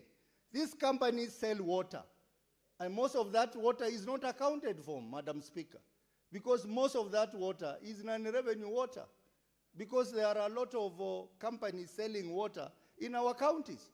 We went to Bomet last year, and it is very surprising that in Bomet, the water company is actually insolvent. The water company is insolvent, but the staff are there working. They are looking very healthy. They look like people who make money, and there are a lot of water companies selling water here and there, Madam Speaker. Madam Speaker, something has to be done. If you look at hospitals in our counties, Madam Speaker, they are barely functional, Madam Speaker. It is sad that we were told Busia County, imagine a referral hospital that is even thinking of being upgraded to a level 6, has no ambulance. And they appeared before PAC, and PAC gave them a timeline to buy an ambulance by November. They came to CPIC the other day, and they have not bought the ambulance, Madam Speaker. They have a small mortuary with so many bodies, a capacity of 12 bodies, but now the bodies which are there are more than 30. And they have nowhere to take the bodies. The machines are non-functional in these hospitals, Madam Speaker. Not just Busia, many other hospitals. And yet they are collecting money. FIF, they have refused to implement FIF according to the law. They are still, the FIF Act is very clear that the money that is raised in the hospital must be used within the hospital. But that money is still being taken away, Madam Speaker, because they are finding loopholes for corruption. Madam Speaker, when you talk about funds, there is one particular fund that is now being used as a conduit for corruption. The empowerment funds, the Women Empowerment Fund, the Youth Fund, Enterprise Fund, all these funds are criminal enterprises, Madam Speaker. Because in all the counties, they give out loans and they are unable to recover the loans, Madam Speaker. And they come before us and they complain, they say how difficult it is to recover the money. And most of these loans have been given to the friends, girlfriends, and relatives and boyfriends in some counties of the governors, Madam Speaker. If you look at our report, look at the amount of unrecoverability of loans, you will be surprised. It's running into billions of shillings, Madam Speaker. And we have recommended to EACC to take action. Madam Speaker, nothing is being done. Nothing is being done. So, Madam Speaker, I want to recommend that before we invite the governors here, can we also invite the EACC to appear before us, the Committee of the Whole and DCI, to ask them why have they not taken action on our recommendation? I think that should be the beginning. And Madam Speaker, I'm beginning to think that this House, we need to rate our governors. Because I know there are some governors who are working, Madam Speaker. I am so impressed by the reports of Makueni County, Governor Mutula Kilonzo. I'm also impressed partially by the reports of Muranga County and even Nyeri County partially. Madam Speaker, there are some governors who are also doing a good job.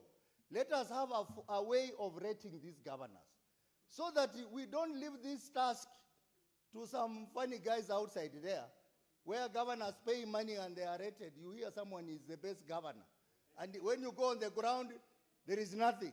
This House should also conduct the rating so that every year, let us have a list of shame, Madam Speaker. And Madam Speaker, as I conclude, ESCC is protecting governors. The other institution that is protecting governors, Madam Speaker, is the presidency. Because government... Time up, time up. We have many senators on the line. Senator Dangwa, please. Oh. Thank you very much, Madam Speaker. Madam Speaker, even as I rise to support the motion, you know, many who follow me, they always ask whether the substantive Speaker of the Senate is a madam, because whenever I speak, it's Madam Speaker, where the others are saying Mr. Speaker. But I tell them I think I find favor. So you should thank me Yes, for giving you I an thank opportunity to speak. I thank you, Madam Speaker. Madam Speaker, I think I will pick it up from where Senator Osotsi, my former chair, when I was a member of CIPIC, and to say that all counties have failed, and it looks normal, Madam Speaker, because all of them, according to this report, they all got a qualified opinion. And when you hear qualified opinion, sometimes it looks like a nice word, Madam Speaker, but that means there are errors, there are gaps, and there is no compliance, Madam Speaker. So whenever a county gets a qualified opinion, it means they never gave the documents that were required to substantiate or to explain the expenditures that they had, Madam Speaker. Madam Speaker, 32 billion in pending bills, 115 debt when it comes to pensions, Madam Speaker. That is what the governors are doing at this moment. And when you hear a governor is invited to this Senate and cannot honor the sermons, Madam Speaker, then it begs the question, are we truthless as a House? Are they not even afraid of the Speaker of this House, Madam Speaker? Because, and I can give this an analogy, Madam Speaker, whereby the police issues a warrant of arrest of a criminal. They even give a wanted, they issue a wanted post or poster. But the police do not arrest that criminal.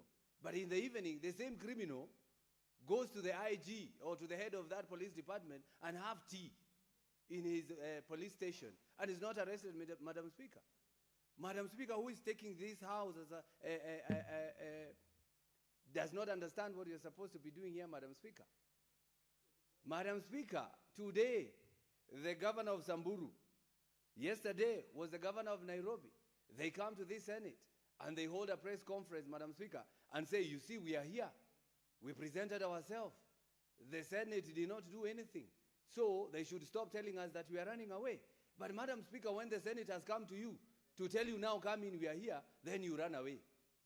And that is what has happened this afternoon, Madam Speaker, when the governor of Samburu was around, where we wanted just to talk to him, because if he's around, let's ask him questions, Madam Speaker. But he ran away, Madam Speaker. Madam Speakers, counties are not failing accidentally. They are doing so systematically, Madam Speaker. Because they are planning to do this, Madam Speaker. And when they plan to do this, they believe the Senate is not or does not have the teeth to bite, Madam Speaker. Madam Speaker, let me give you an example. Because even if we are looking at the auditor's report, we are somehow in that group of a mortician, Madam Speaker. Because we have to wait for the Auditor General to do the work. Then we have to look into that issue. Then we have to ask questions that the Auditor General probably had asked and never got the answers, Madam Speaker. Today, as we speak, there is this report by the county, by the COB, Controller of Budget, the County Government Budget Implementation Review Report for the last half year, Madam Speaker. That is most current, Madam Speaker. But do you know what? We have to wait for the Auditor General to come and ask those questions. So those questions that I'm supposed to be asking today, Madam Speaker, I'll have to wait till 2027 probably. And by sheer luck, or whatever, Madam Speaker, I become the governor of Kiambu in 2027. The questions that I'm supposed to be asking now, I'll have to answer them then, when I become the governor of Kiambu, Madam Speaker. So there is a problem somewhere. Because today the reports are there by COB. We have seen them, they are online, but we have to wait for the Auditor General to release these reports for us now to ask questions, Madam Speaker. I think the best way is what Senator Osotsi is suggesting, that we should do away with the CSs here. Because sometimes I find it like we're just romanticizing that for nothing, Madam Speaker, when they come here to stand here. We should be inviting governors so that they can come and answer these questions, Madam Speaker. We ask, for example, Kiambu County, where I come from. The Senate, we help them here. We give them 13 billion as equitable share, Madam Speaker. But when we give them 13 billion, they do a budget of 26 billion, Madam Speaker. They say they are going to raise 10 billion as own source revenue, Madam Speaker. And when you look at this report by the COB, Madam Speaker, for the last 6 months, Kiambu County has collected only 1 billion as own source revenue. So they have a deficit of about 9 billion that they're supposed to collect within the next 6 months, Madam Speaker. Now, when this happens, that's why we will always be having pending bills, Madam Speaker. The pending bills will be always there because they are over-budgeting, they are over-implementing or over-committing these monies to the contractors, Madam Speaker. Madam Speaker, I want to finish by saying what we have witnessed from these reports, Madam Speaker, is that we have accounting without accountability. We have expenditure, Madam Speaker, without evidence. And we have governments without governance, Madam Speaker. So what we would say as the Senate, Madam Speaker, is that we do what other governments have been doing. And it happened in the UK Parliament in 2021 when the Parliament summoned somebody by the name Dominic Cummings, an advisor of the then Prime Minister, Boris Johnson. And when he refused to appear before the committee, and he was just a mere advisor, Madam Speaker, they did what we are supposed to be doing now, Madam Speaker, by providing sanctions, by even making non-appearance to the Senate to be an impeachable offense, Madam Speaker. Because if you cannot appear to the committee, you cannot appear to the Senate, you are obstructing unlawful oversight, Madam Speaker. And that is obstruction of duty. And if you obstruct even a police officer, it's an offense. So it would be an offense to obstruct the Senate, Madam Speaker. As easy as that. And it is a violation of constitutional accountability. And if it is a violation of Constitution, Article 181 of our Constitution gives it as a ground enough to impeach someone, Madam Speaker. So we should be giving governors some red cards. When they come here and we give them, they take to their counties, so that now the MCAs can pick up from there and say, if you did not appear to the Senate, then that means you have violated the Constitution. That means this is an impeachable ground, and so we remove you. And then they come here, Madam Speaker, and they will meet us now. That will be, their final visit to the Senate, because if you do not appear to the Senate when we invite you to account, then when you are brought here, we should not even give you an ear. We should just send you home where the MCAs would want you to be, Madam Speaker. So, Madam Speaker, I stand here to support this motion, and especially the last sentence of that motion that says, and I read it, Mr. Speaker, we should disqualify them from future electoral candidacies, Madam Speaker. So if we find a governor is not appearing to the Senate, then why are you running again to be a governor? To do what, Madam Speaker? Because you cannot account to what you are spending. You cannot account to your deeds, Madam Speaker, in that county. So I support this motion, and thank you very much, Madam Speaker, and I will always be here when you are there, Madam Speaker, so that I get that opportunity. Thank you. Thank you, Senator Thangwa. Senator Munyihaji Faki. And if you are well-minded, Senator Faki, you can use less minutes than your allocation so that others can speak. Thank you. Mheshimiwa Speaker, sijui kwa nini umenichagua mimi kuongea kwa uchache zaidi kuliko wengine, lakini nitajaribu, Mheshimiwa Speaker. Kwanza, Mheshimiwa Speaker, ni mpongeze Senator Olekina kutoka gatuzi la Narok kwa kuweza kuleta mswada huu. Mheshimiwa Spika, ni kweli kwamba maazimio mengi ambayo yanafanywa na bunge hili yanaachiwa taasisi zingine ambazo inafaa kuyasimamia na kuyatekeleza, lakini tumeona kwamba kwa muda mrefu maazimio yao hayajafuatiliwa. Kwa mfano, Mheshimiwa Spika, kulipotokea janga la Solai, kamati ya bunge hili ilifanya kazi kubwa kwa wale ambao walikuwa katika bunge hili wakati ule, lakini baadaye ikawa hakuna jambo lolote la kutekeleza. Vile vile tulipoanza bunge hili, Mheshimiwa Spika, tulipokwenda Shakahola tulipendekeza mambo mengi, lakini hakuna hata moja ambalo lilitekelezwa. Hata ule mswada ambao Mheshimiwa Mungatana aliupendekeza, ilibidi baada ya kuonana na makanisa ikabidi aregee nyuma na aweze kuondoa mswada huo. Kwa hiyo Mheshimiwa Spika, huu mswada utasaidia pakubwa kuleta usawa na uwajibikaji kwa zile taasisi nyingine za kiserikali kama vile ofisi ya ODPP, anti-corruption na vile vile taasisi nyingine ambazo zinahusika na masuala haya. Mheshimiwa Spika, swala la kupuuzwa kwa ripoti za auditor ama mhasibu mkuu wa serikali ni jambo la kawaida kwa magavana wetu. Kila mwaka, kwa mfano kule kwetu Mombasa, kila mwaka Mombasa Municipal Stadium ilikuwa iko katika ripoti, na kila mwaka tumeelezwa sababu tofauti kwa nini haijatekelezwa. Lakini ukiangalia kuna pesa zimetumika labda milioni 100, milioni 80 za kulipa watu ambao zilikuwa pesa zile zinastahili kufanyiwa kazi nyingine. Kwa hiyo Mheshimiwa Spika, watu wengi wanasema kwamba kufa kwa wengi ni harusi, na hapa wale magavana ambao wamehusika na utepetevu huu wa kukataa kupuuza maamuzi ya kamati ni 29, Mheshimiwa Spika. Na nipe fursa hii Mheshimiwa Spika, kabla ya kukaa niweze kuwataja wale magavana wahusika ili kila mtu ajue tunazungumzia nani. Mheshimiwa Spika, tutaanza na kaunti 001 ambao ni kaunti ya Mombasa. Gavana wetu alipewa fursa ya kuja mpaka wiki iliyokwisha tarehe 24 nafikiri ya 23 ya mwezi huu alikuwa ameitwa na kamati hii ya uhasibu, lakini hakuweza kuhudhuria. Mheshimiwa Spika, hawa 29 ni kama ifuatavyo: Turukana,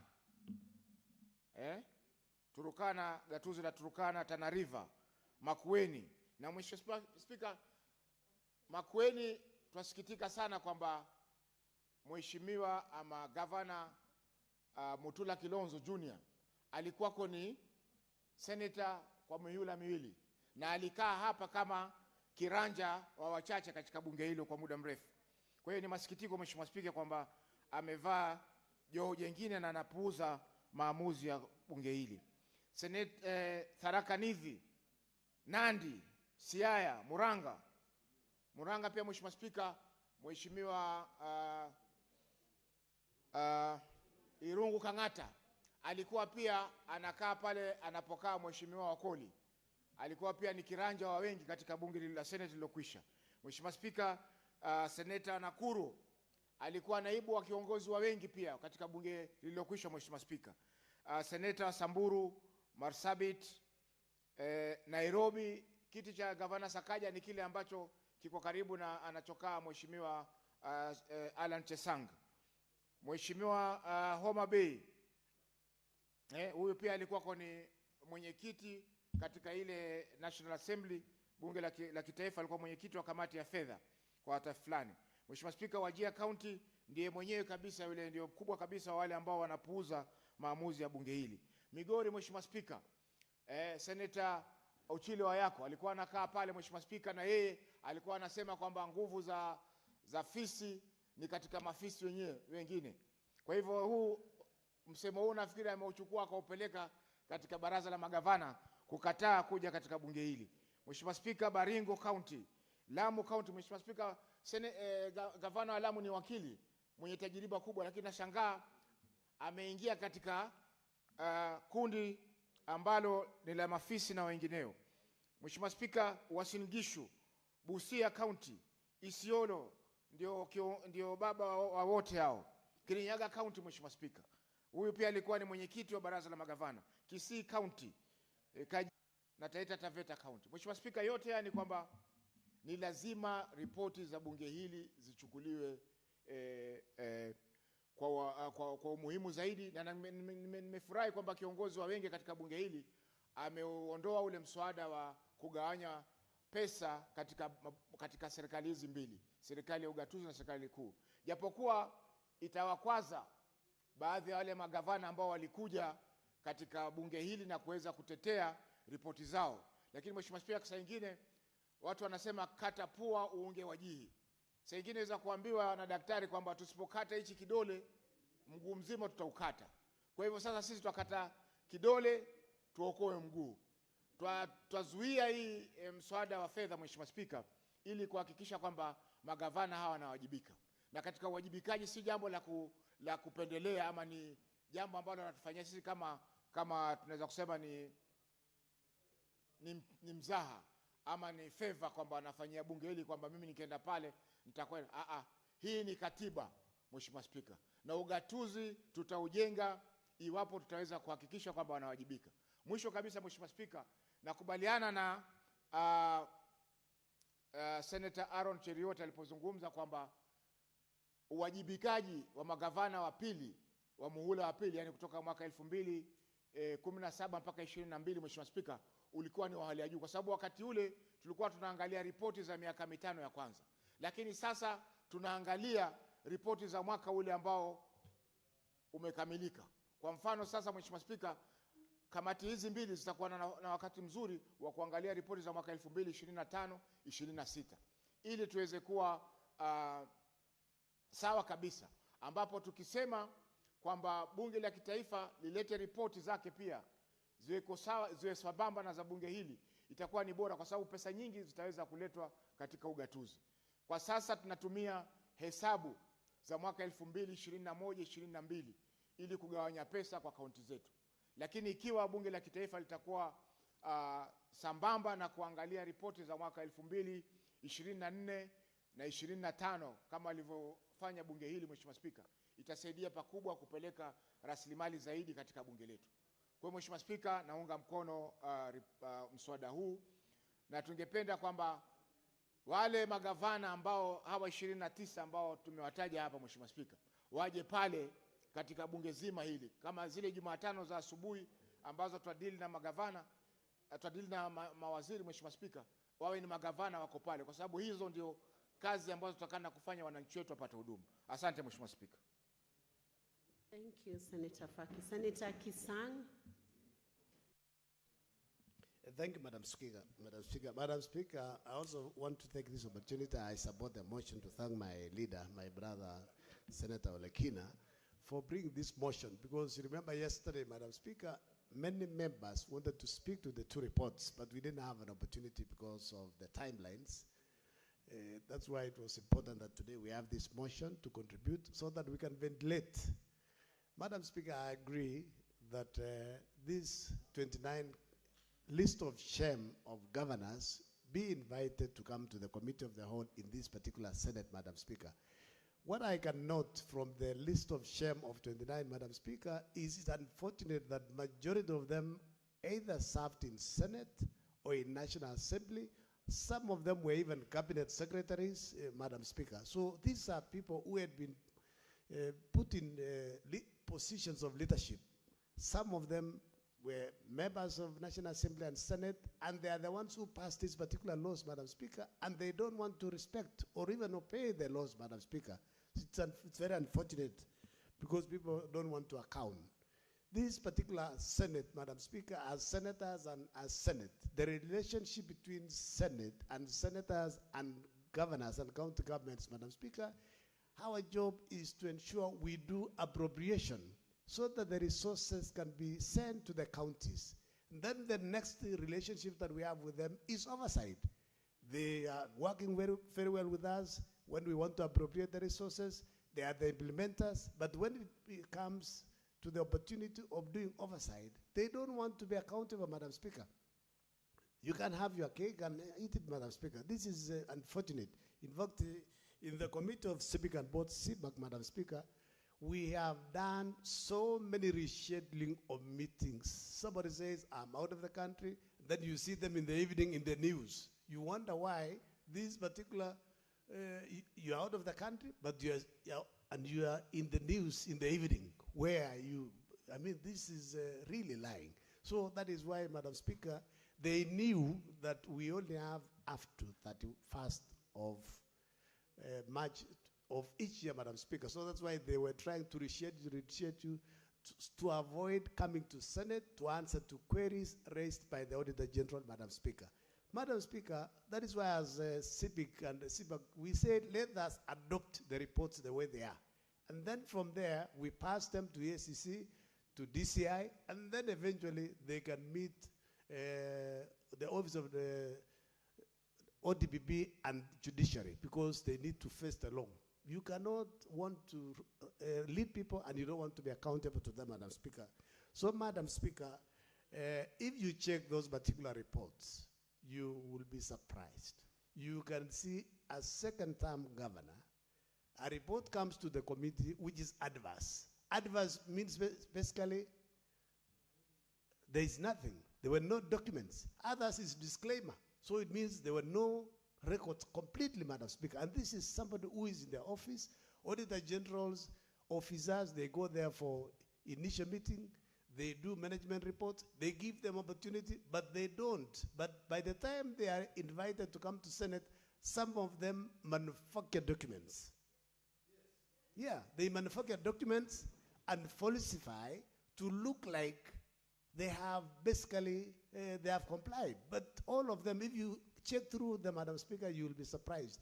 In fact, most of the governors who have come to these particular committees, when you ask them to respond, majority don't respond. They say, CEC Finance, CEC Water. You wonder why you are the one in charge of the county. How can you be in charge of the county and you don't know what's happening? Even to read what has been written, some of them can't even read. Yeah, imagine. I mean, the accountants have written these things for you, but you can't respond. You can't read them. You have to ask somebody to read for you. So maybe it is important also for Kenyans. 2027 is very close. We are asking our people, please vet the governors that we are going to put in place. The position of a governor is very important. It's as important as the presidency. That is why the requirement to be elected as a governor, you must have a degree. So please, Kenyans, watch, vet them, see if these are people who are likely to do something or they are just coming to steal. Because it looks like in this country we have devolved corruption. Corruption has been devolved in all the counties. So, Madam Speaker, when I come back now to my county, Elgeyo-Marakwet County, I want to ask the governor to complete all stalled projects. When the budget of 2026-27 comes in, can you put resources to complete Iten Amenity Hospital? You complete Chibararua that was partially demolished, Kapchara Sub-County Hospital, Tot Sub-County Hospital, you complete Kamoson. So that the people of Elgeyo-Marakwet County can get value for money. You know, there is no need to have projects stay for 5, 10 or so years without being used. It means basically we don't get value for money. So, Madam Speaker, I agree that we need the 29 governors. Instead of appearing in CIPIC and CIPAC, let them come and face the whole house the way CS has come to this house. If the cabinet secretaries who are very busy get an opportunity to come and answer to Senate, then why are governors not coming? Because they don't have another job. They have CCs who can delegate some duties at the county to be done by the governors, deputy governors or CCCs. In fact, Madam Speaker, we need also to relook at this particular position for our deputy governor positions. Most governors pick running mates. As soon as the deputy governors, elections are over, the deputy governors are left to read newspapers. They are given no role at all. We need to relook also at the Constitution so that our deputy governors can be allocated duties to assist the governors. Instead of the governors bypassing them, dealing with CECs alone and chief officers who are used basically to steal together. So, Madam Speaker, I wish to support and we ask EACC to move with speed. Already the report has been approved by the Senate yesterday. Look at the recommendations, and each of these two committees will report every month, as the motion says. Every month we'll give a progress report. And if EACC doesn't do its job, basically, it means we need to invite them here so that they get instruction. Yeah, you remember there was a time PLO Lumumba, in the evening he didn't have a job because Parliament changed the law. So please, EACC, take up the challenge and move with speed, and we want to see governors being taken to court. Thank you, Madam Speaker. I support. Thank you, Senator Kisang. Senator Okech.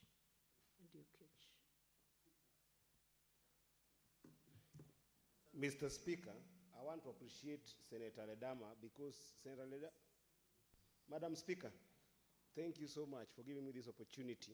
Madam Speaker, I want to support and appreciate Senator Ledama on this motion because what the country has been drawn to could simply look like a banter between Senate and senators and governors. And this particular motion gives us opportunity to put things into perspective.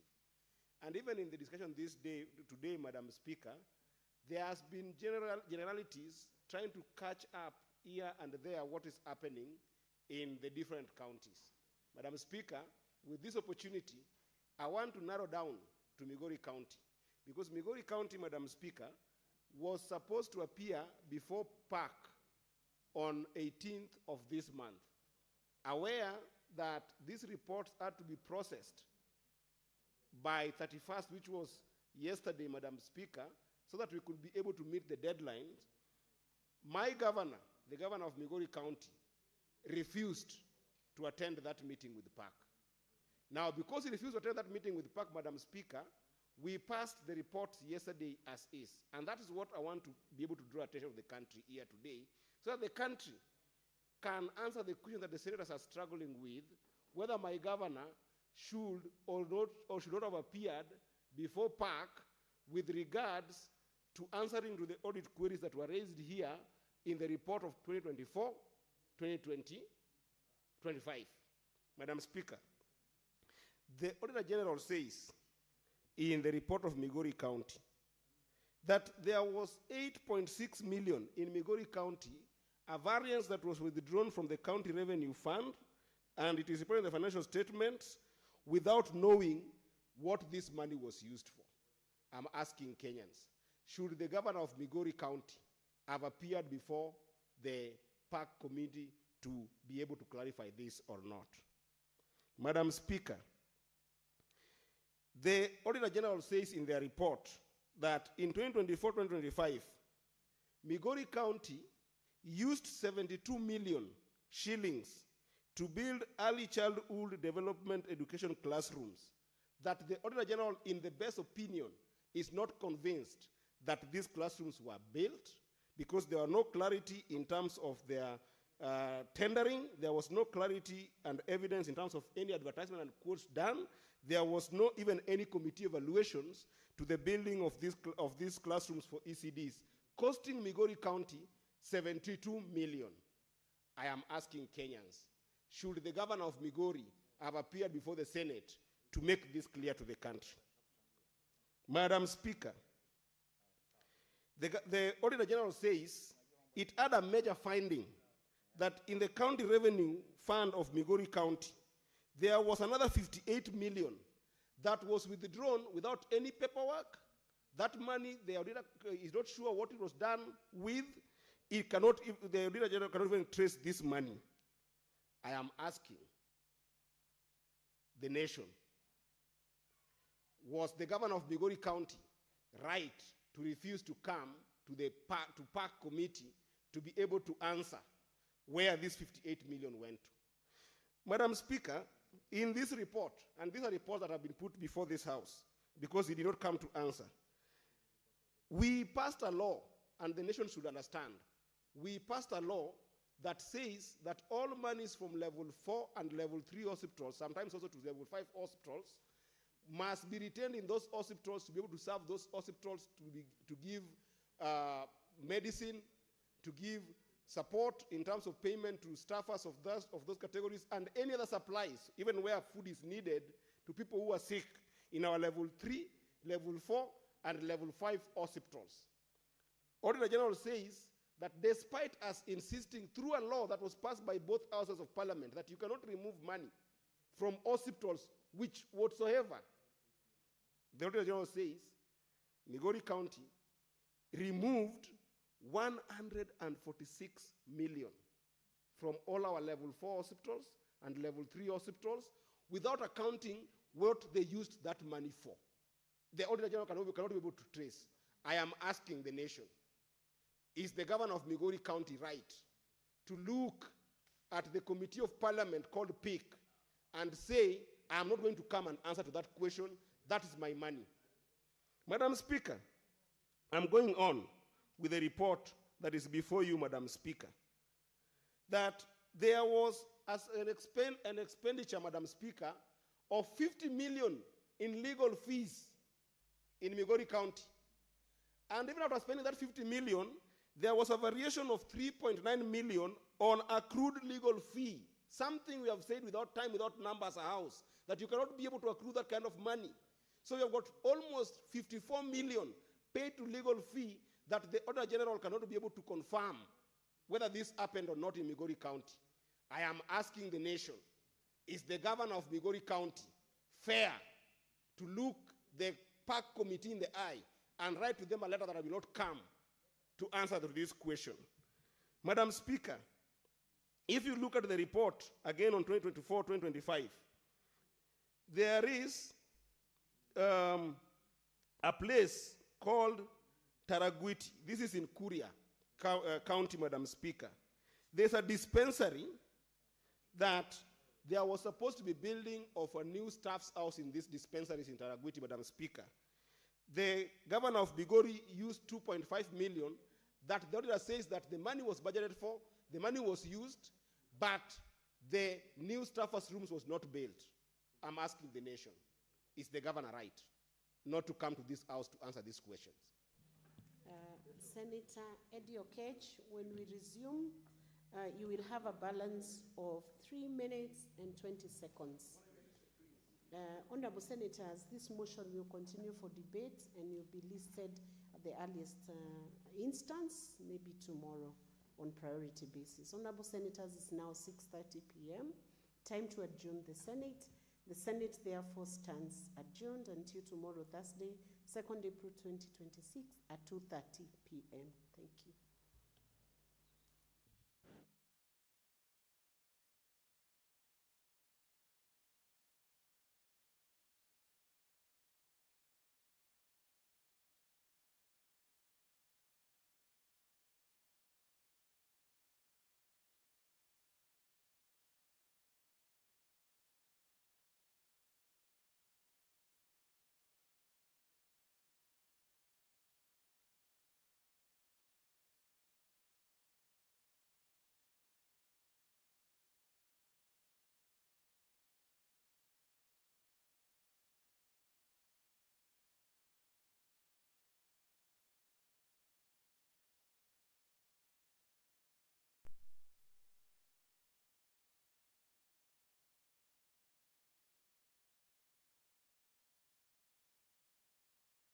Incline your ear and come unto me.